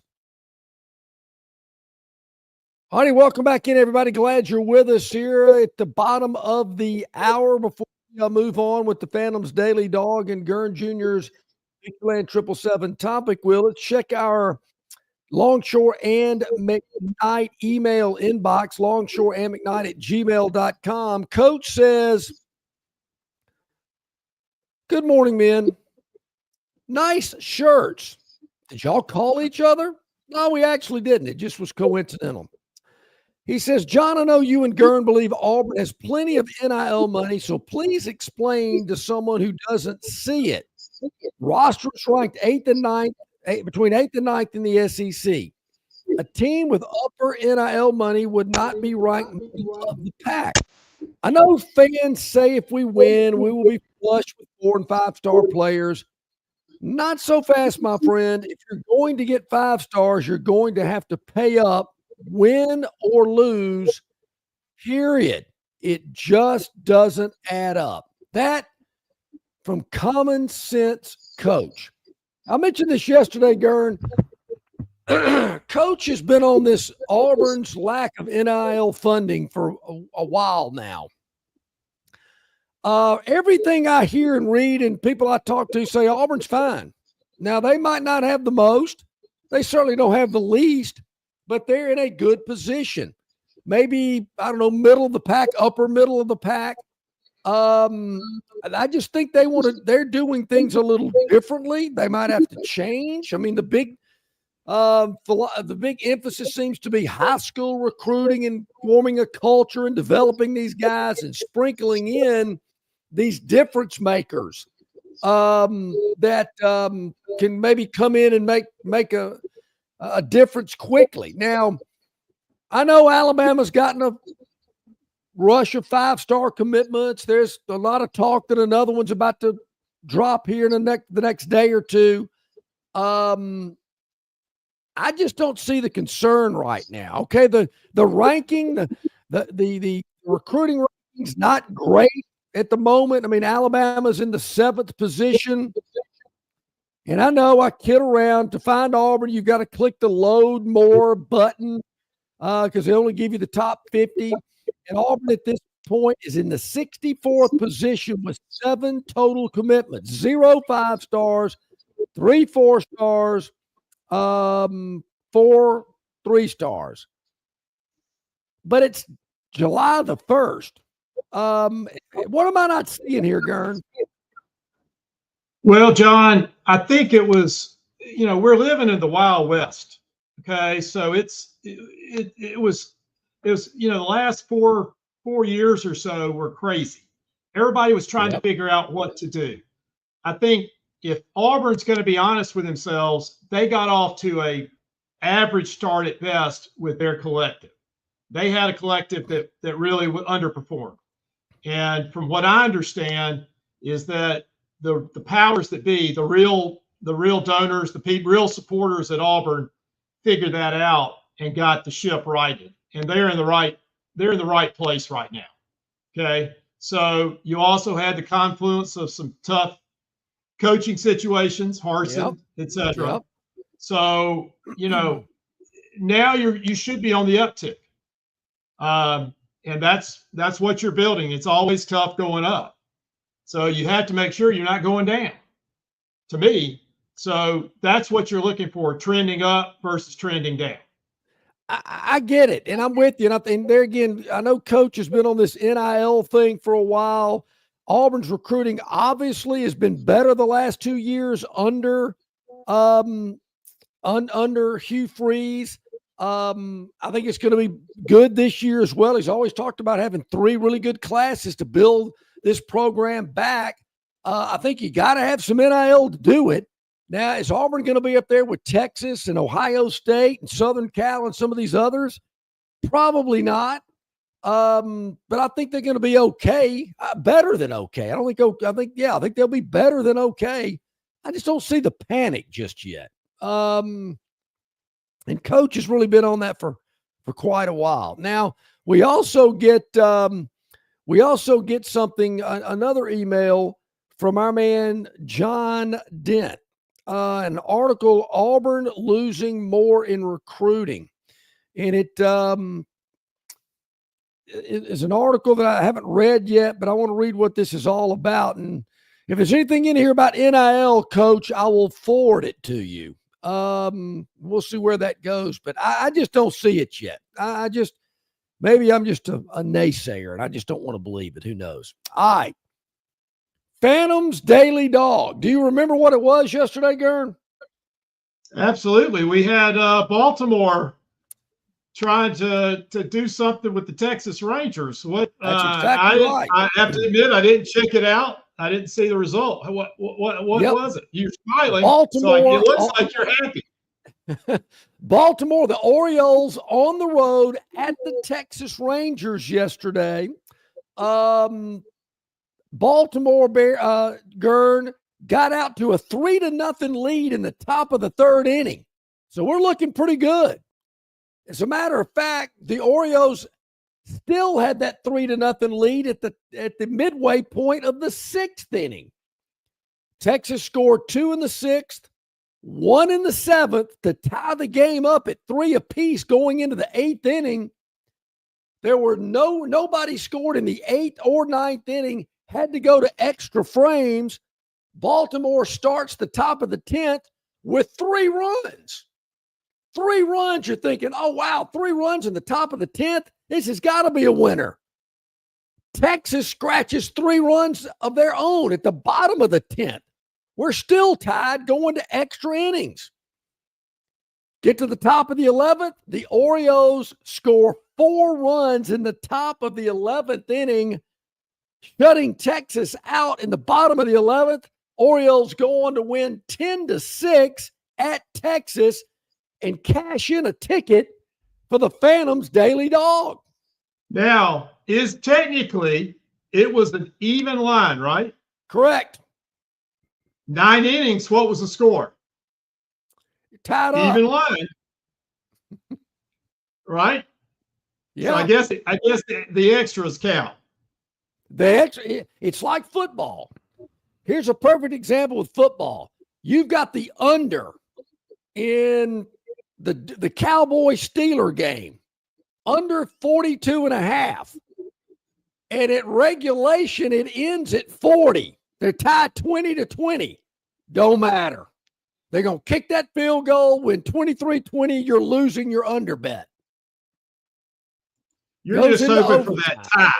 You're just hoping for that tie, which rarely happens in the NFL, but it rarely happens. You're right about that. So the Phantom gets a win last night with the Baltimore Orioles. So where are we going tonight? Well, I'm glad you asked. Tonight, we are heading out, and I mentioned that there is a nationally televised game tonight. I can't believe it. Obviously, TBS is lowering their standards, or they're the only network that's willing to broadcast Major League Baseball since ESPN kicked them to the curb. But we're going to the desert tonight, 8:40 in Arizona, where the San Francisco Giants are taking on the Arizona Diamondbacks in Arizona. As I mentioned, the interesting thing about this matchup tonight, Gern, is the D-backs are just 2.5 games behind San Francisco right now. San Francisco is 8 back in the NL West.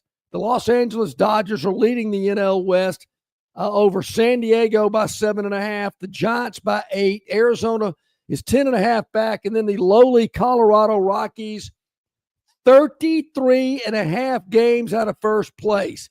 No other team in Major League Baseball is that far out of first place. The second closest is the Chicago White Sox at 24.5.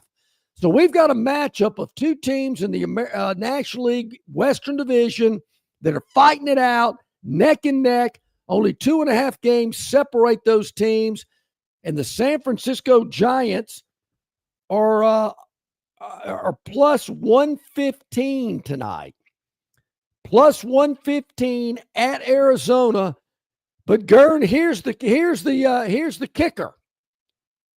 On the mound tonight for the San Francisco Giants, Hayden Birdsong. I don't think he's related to our friend from Jasper, whose sister was in school with us at Alabama at the time. Hayden Birdsong going up against Zach Gallen. That's spelled Gallen for the Diamondbacks tonight. We're going with San Francisco and Hayden Birdsong tonight for the Phantoms Daily Dog. You always got, I'm glad it's such a scientific approach to the Daily Dog. Analytics, analytics, AI, all that kind of analytics, schmanalytics. Let's just go with last names. Sure, no doubt. So we're going with that today. That's a late one, but we'll have the final for you tomorrow when we come back for our Wednesday show here on Longshore and McKnight. So before we get to the wheel, if we missed any stadiums, in rating the SEC stadiums, here's where we've talked about football. I mentioned Baton Rouge. I think it's great. It's old. It's kind of dirty, but it's a great atmosphere. Probably one of the best away atmosphere, no doubt. The best SEC road trip. And I know people go, "Oh, I'll never go back to Baton Rouge. They're rude, a bunch of drunks, blah, blah, blah." If you just keep your mouth shut and wear neutral colors, you're good. I mean, I've been telling people that forever. If you got to just dress up dripping in your team's colors, you're probably going to catch a little flack. It's kind of like here's another point. If you have a loudmouth 12-year-old with you, that's going to try and talk up a drunk LSU fan, what you do is you make them take off their Alabama sweatshirt and run out of the stadium and not look back. I'm not saying that's ever happened. But years ago on the radio side, back when we were doing that antiquated medium, we had a caller complaining about going to Baton Rouge. I was hyping it up one day on the show, how much I enjoy it. This guy just said it was terrible. Never going back. I said, "Well, why? What happened?" And he just happened to be an Auburn fan. And he said, "Well, they torched my van." I went, whoa, wait a minute. They torched your van? What are you talking about? He goes, "They set it on fire." I'm thinking, come on, man. No way. They didn't burn your van, did you? Did they? You know why? You know why they did? Oh, I'm about to tell them. Oh, yeah.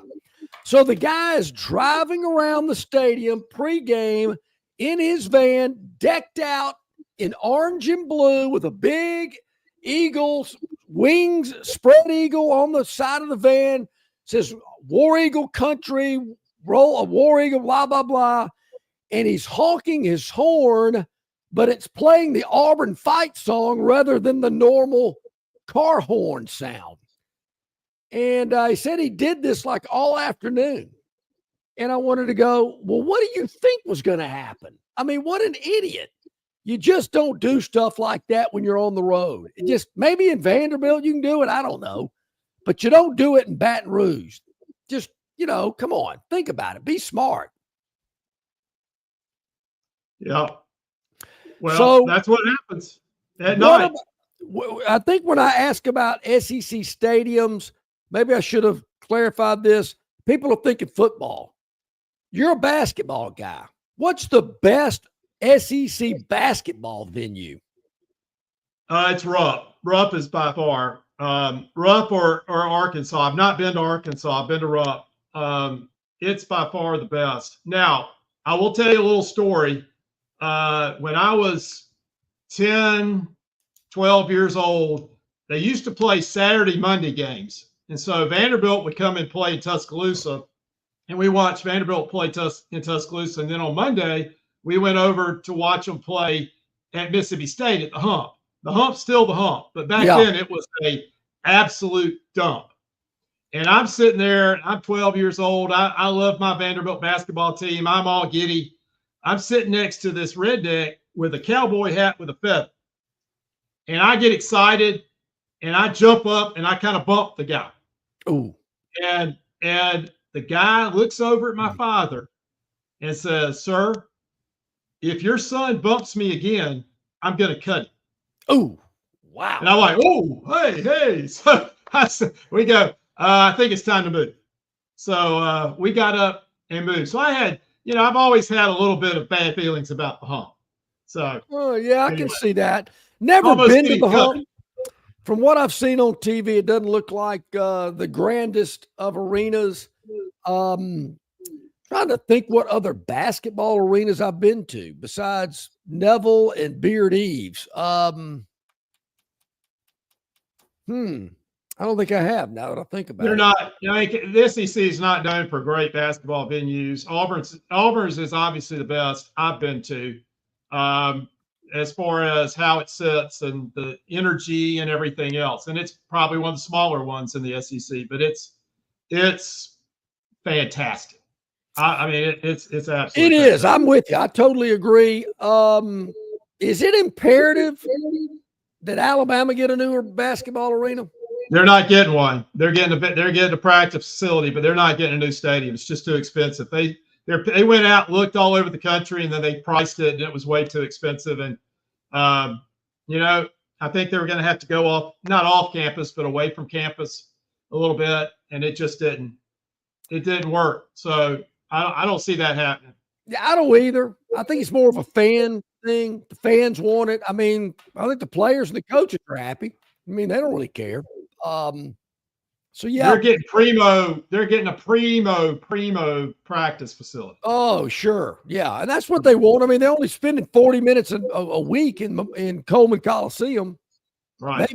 Maybe 80 if they're playing 2 home games in a week. But the locker room, the fitness facilities, the nutrition centers, the medical centers, man, it's 5-star. They travel 5-star. Come on. That's a fan thing. Oh, we got to have a new arena. Well, it ain't happening. All right. I'm curious about the wheel. I'm very curious about the wheel. I'm worried about getting stumped. Oh, really? That could be interesting. I'm not sure where we are on breaks. I don't know if it's time for the wheel or to take a break. So I'm just going to let Gurn Jr. decide. The Destin Connection Seafood Market offers the freshest seafood direct from the Gulf of Mexico with deliveries daily. Snapper, grouper, pompano, flounder, copia, along with medium, large, and jumbo shrimp, hand-picked crab meat, and chucked oysters. They can even cook your order for easy, quick pickup. The Destin Connection can make a po' boy with any of their seafood items that folks in New Orleans rave about. Go by and see them at 3750 Norman Bridge Road or call 288-4272 for pickup orders. All right, man, grab a Budweiser and take a knee. It is the best time of the year. It's baseball season. That means sunshine. It means behind-the-back peanut tosses. And it means sharing some cold, frosty Budweisers with your boys. Because there's nothing more American than watching America's game with America's beer. So let me ask you something. Are you ready to bring your A game? Are you ready to cheer every frozen rope down the line and amazing catch at the warning track? Are you ready for pitchers' duels and slugfests? Tell me, are you ready for the thrill of an incredible walk-off victory? I can't hear you. Are you ready for Budweiser and baseball? Then get on your feet, raise an ice-cold Bud, and let's make this season larger than life. Great times are waiting. Grab some Bud! Enjoy responsibly. Budweiser Beer, Anheuser-Busch, St. Louis, Missouri. Don't miss your chance to win big at Victoryland Casino. Play the latest, hottest, most exciting games around with fun bonuses and big jackpots. Don't miss out on your free play. Stop by Player Rewards today and check out this month's exciting free play promotions. Come see why our players keep coming back. You'll have more fun at Victoryland Casino, where you can be a winner too. Victoryland Casino, located off I-85 exit 22, Shorter, Alabama. Must be 21 or older. All All right, about 10 minutes to the top of the hour on this Tuesday. Don't forget, you can always check us out at Yellowhammer News, yellowhammernews.com. Some video content, always a write-up about each and every day's show. And really appreciate our association with those great folks. Also, YouTube, Facebook, X, Instagram, Spotify, so many ways to check us out. We really appreciate everybody hitting that like button, hit that subscribe button. You'll never miss any of our content here on Longshore and McKnight. All right, I see the wheel is ready to go. It's warming up. Gurn Jr.'s got it ready. Let's spin the Victoryland 777 Topic Wheel. Where will it land? Nobody knows. Still belting. Still belting. Let's see what we got here. Ooh, looks like a home run. 33rd home run before July. Is this guy juiced up or what? Wow. That dude's got some as they say, some guns. Yeah, Cal Raleigh. I mean, that pitch was just hanging over the plate right there. For the Seattle Mariners, man, 33rd home run before July. Wow. Look, there's actually some people at this game. Look at that, John. And we are now still a week or two away from the All-Star break. So yes, and all the All-Star break also mentions that's when Braves fans need to start panicking after the All-Star break, because if they're still having trouble scoring run, beating teams, things of that nature, I've been telling these Braves fans, well, singular. I think there's 4 or 5 Braves fans. Don't panic. But when the All-Star break gets here and they're still struggling, then you might want to panic. All is well. All is well. Yeah. Nothing to see here. Okay. Let's spin it again, Gurn Jr., and see what we got. Victoryland 777 Topic Wheel. Man, 33 home runs. You got to be kidding me. Too damn hot. Tell me about it. Woo! What's the new record? Oh, Wimbledon. Now, Gurn Sr., you have been to Wimbledon. Was it hot when you were there? It was hot, and I have to admit this. So back when I went was probably 15 plus years ago, and I had about 50 or 60 extra pounds on me. Whoa. And I like sweets. And strawberries and cream are their specialty. So it's strawberries with like a thick, it's not ice cream, but it's a cream. Yeah. And so Mrs. Gurn was monitoring my strawberries and cream intake. And I would go to the bathroom and sneak a strawberries and cream while I was there.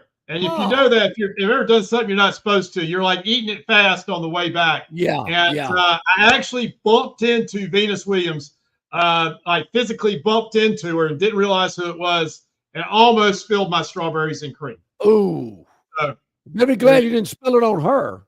Brush with greatness. So some people sneak cigarettes. You're sneaking strawberries and cream. I'm sneaking carbs and sweets. Yes. Yeah.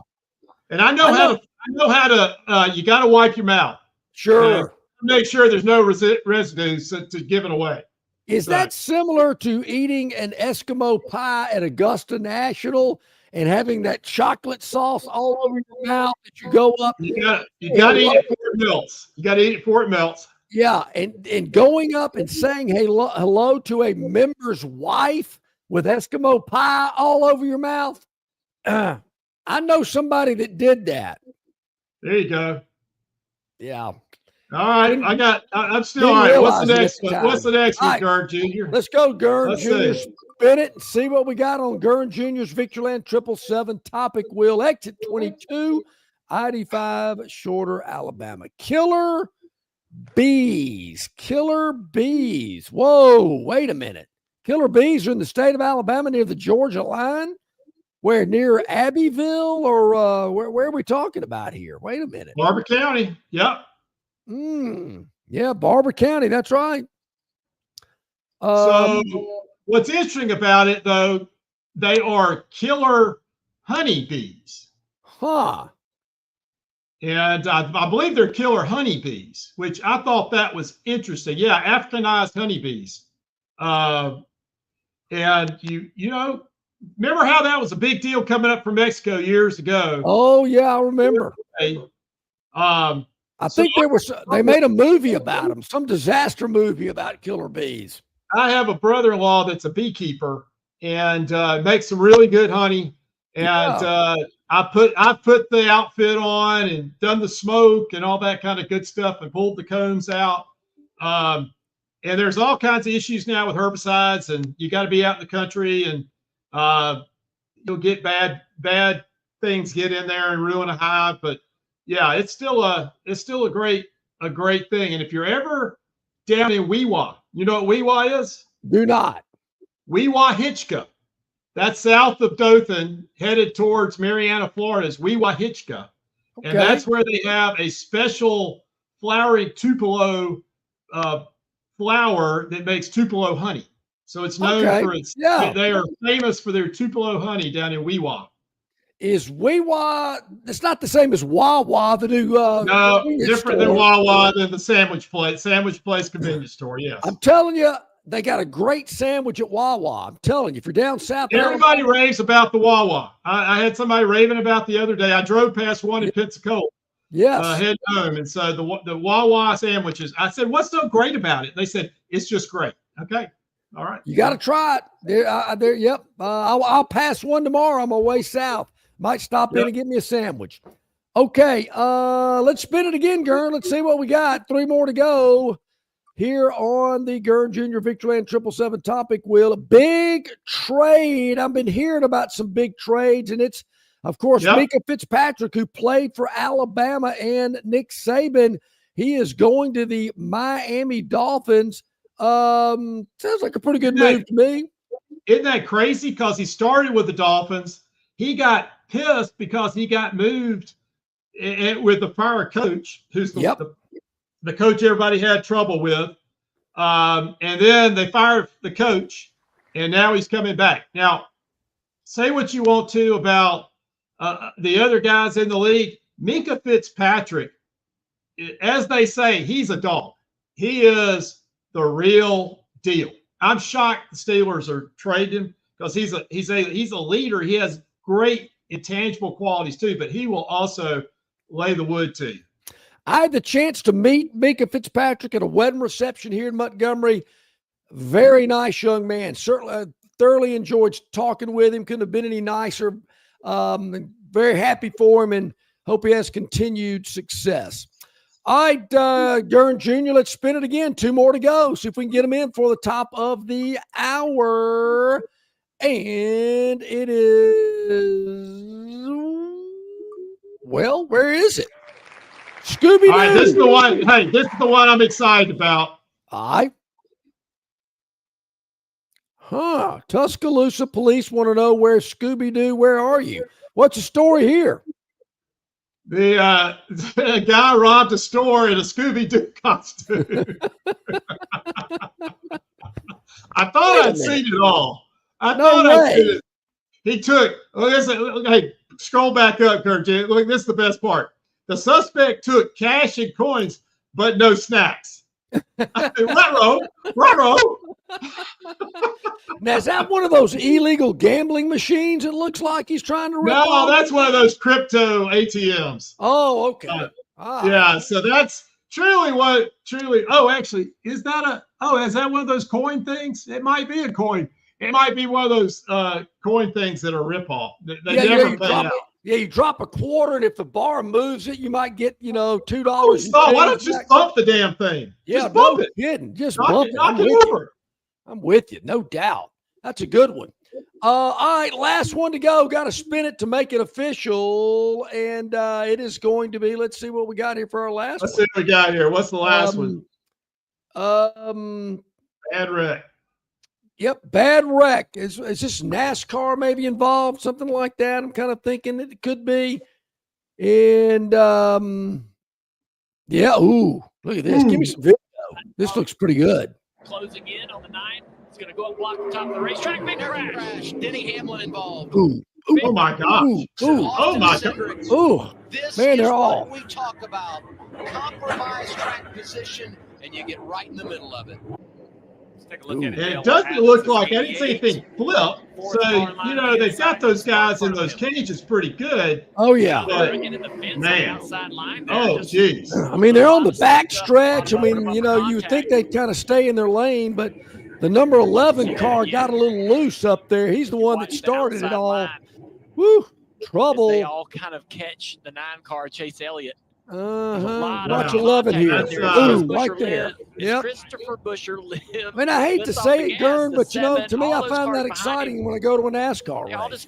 Well, let me ask you this, John. I know we're getting to the end of the show, but NASCAR's not what it used to be. Why? No. Why is it not? You want the easy answer? The death of Dale Earnhardt. Yeah. Because that's kind of when you started seeing the decline in the interest in NASCAR, was the death of the Intimidator. And then I think it kind of lost some of its nuance. They started going to Vegas. They started going to Chicago, Miami, some of these big metropolitan areas, and these smaller tracks, the North Wilkesboroughs of the world and places like that, where it originated and where its roots are, kind of got left behind. And I think that's kind of affected it. But I think really, I think it all goes back to Dale Earnhardt Sr. Now, I'll say this, and Gerd Jr. can back me up on this. Formula One is huge. It is huge around the world. And when it comes to the U.S., those races, there's one in Nashville, there's one in Vegas. I mean, those are big deals. You know, now, there are less cars, too. There are a lot less number of cars. Sure. But it's a big deal. I saw a documentary about Formula One and how they transport the cars from race to race on these specially outfitted 747 cargo planes. I mean, it is amazing in the expense. Woo! It's amazing what it costs to put those things on, but just to transport those cars around the world is pretty incredible.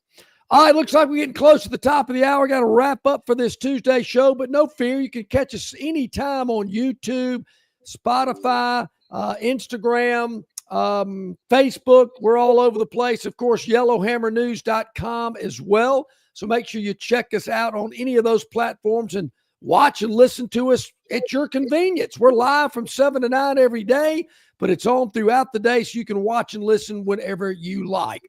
Gern, thanks for pitch hitting for Barry today. Thanks, everybody. Have a great week. Have a happy 4th. Be safe. Yes, definitely. Thanks. We'll do it again. I'm sure Barry will be back tomorrow. We'll get a recap of his big trip and a big award ceremony along with everything else. CJ Duncan from Yellowhammer News will join us tomorrow, as well as will Josh Harris, the money line magician, will join us tomorrow as well. So for Gern Jr. and Gern Sr., have a great day. Thank you so much for listening. We're back tomorrow with Longshore and McKnight.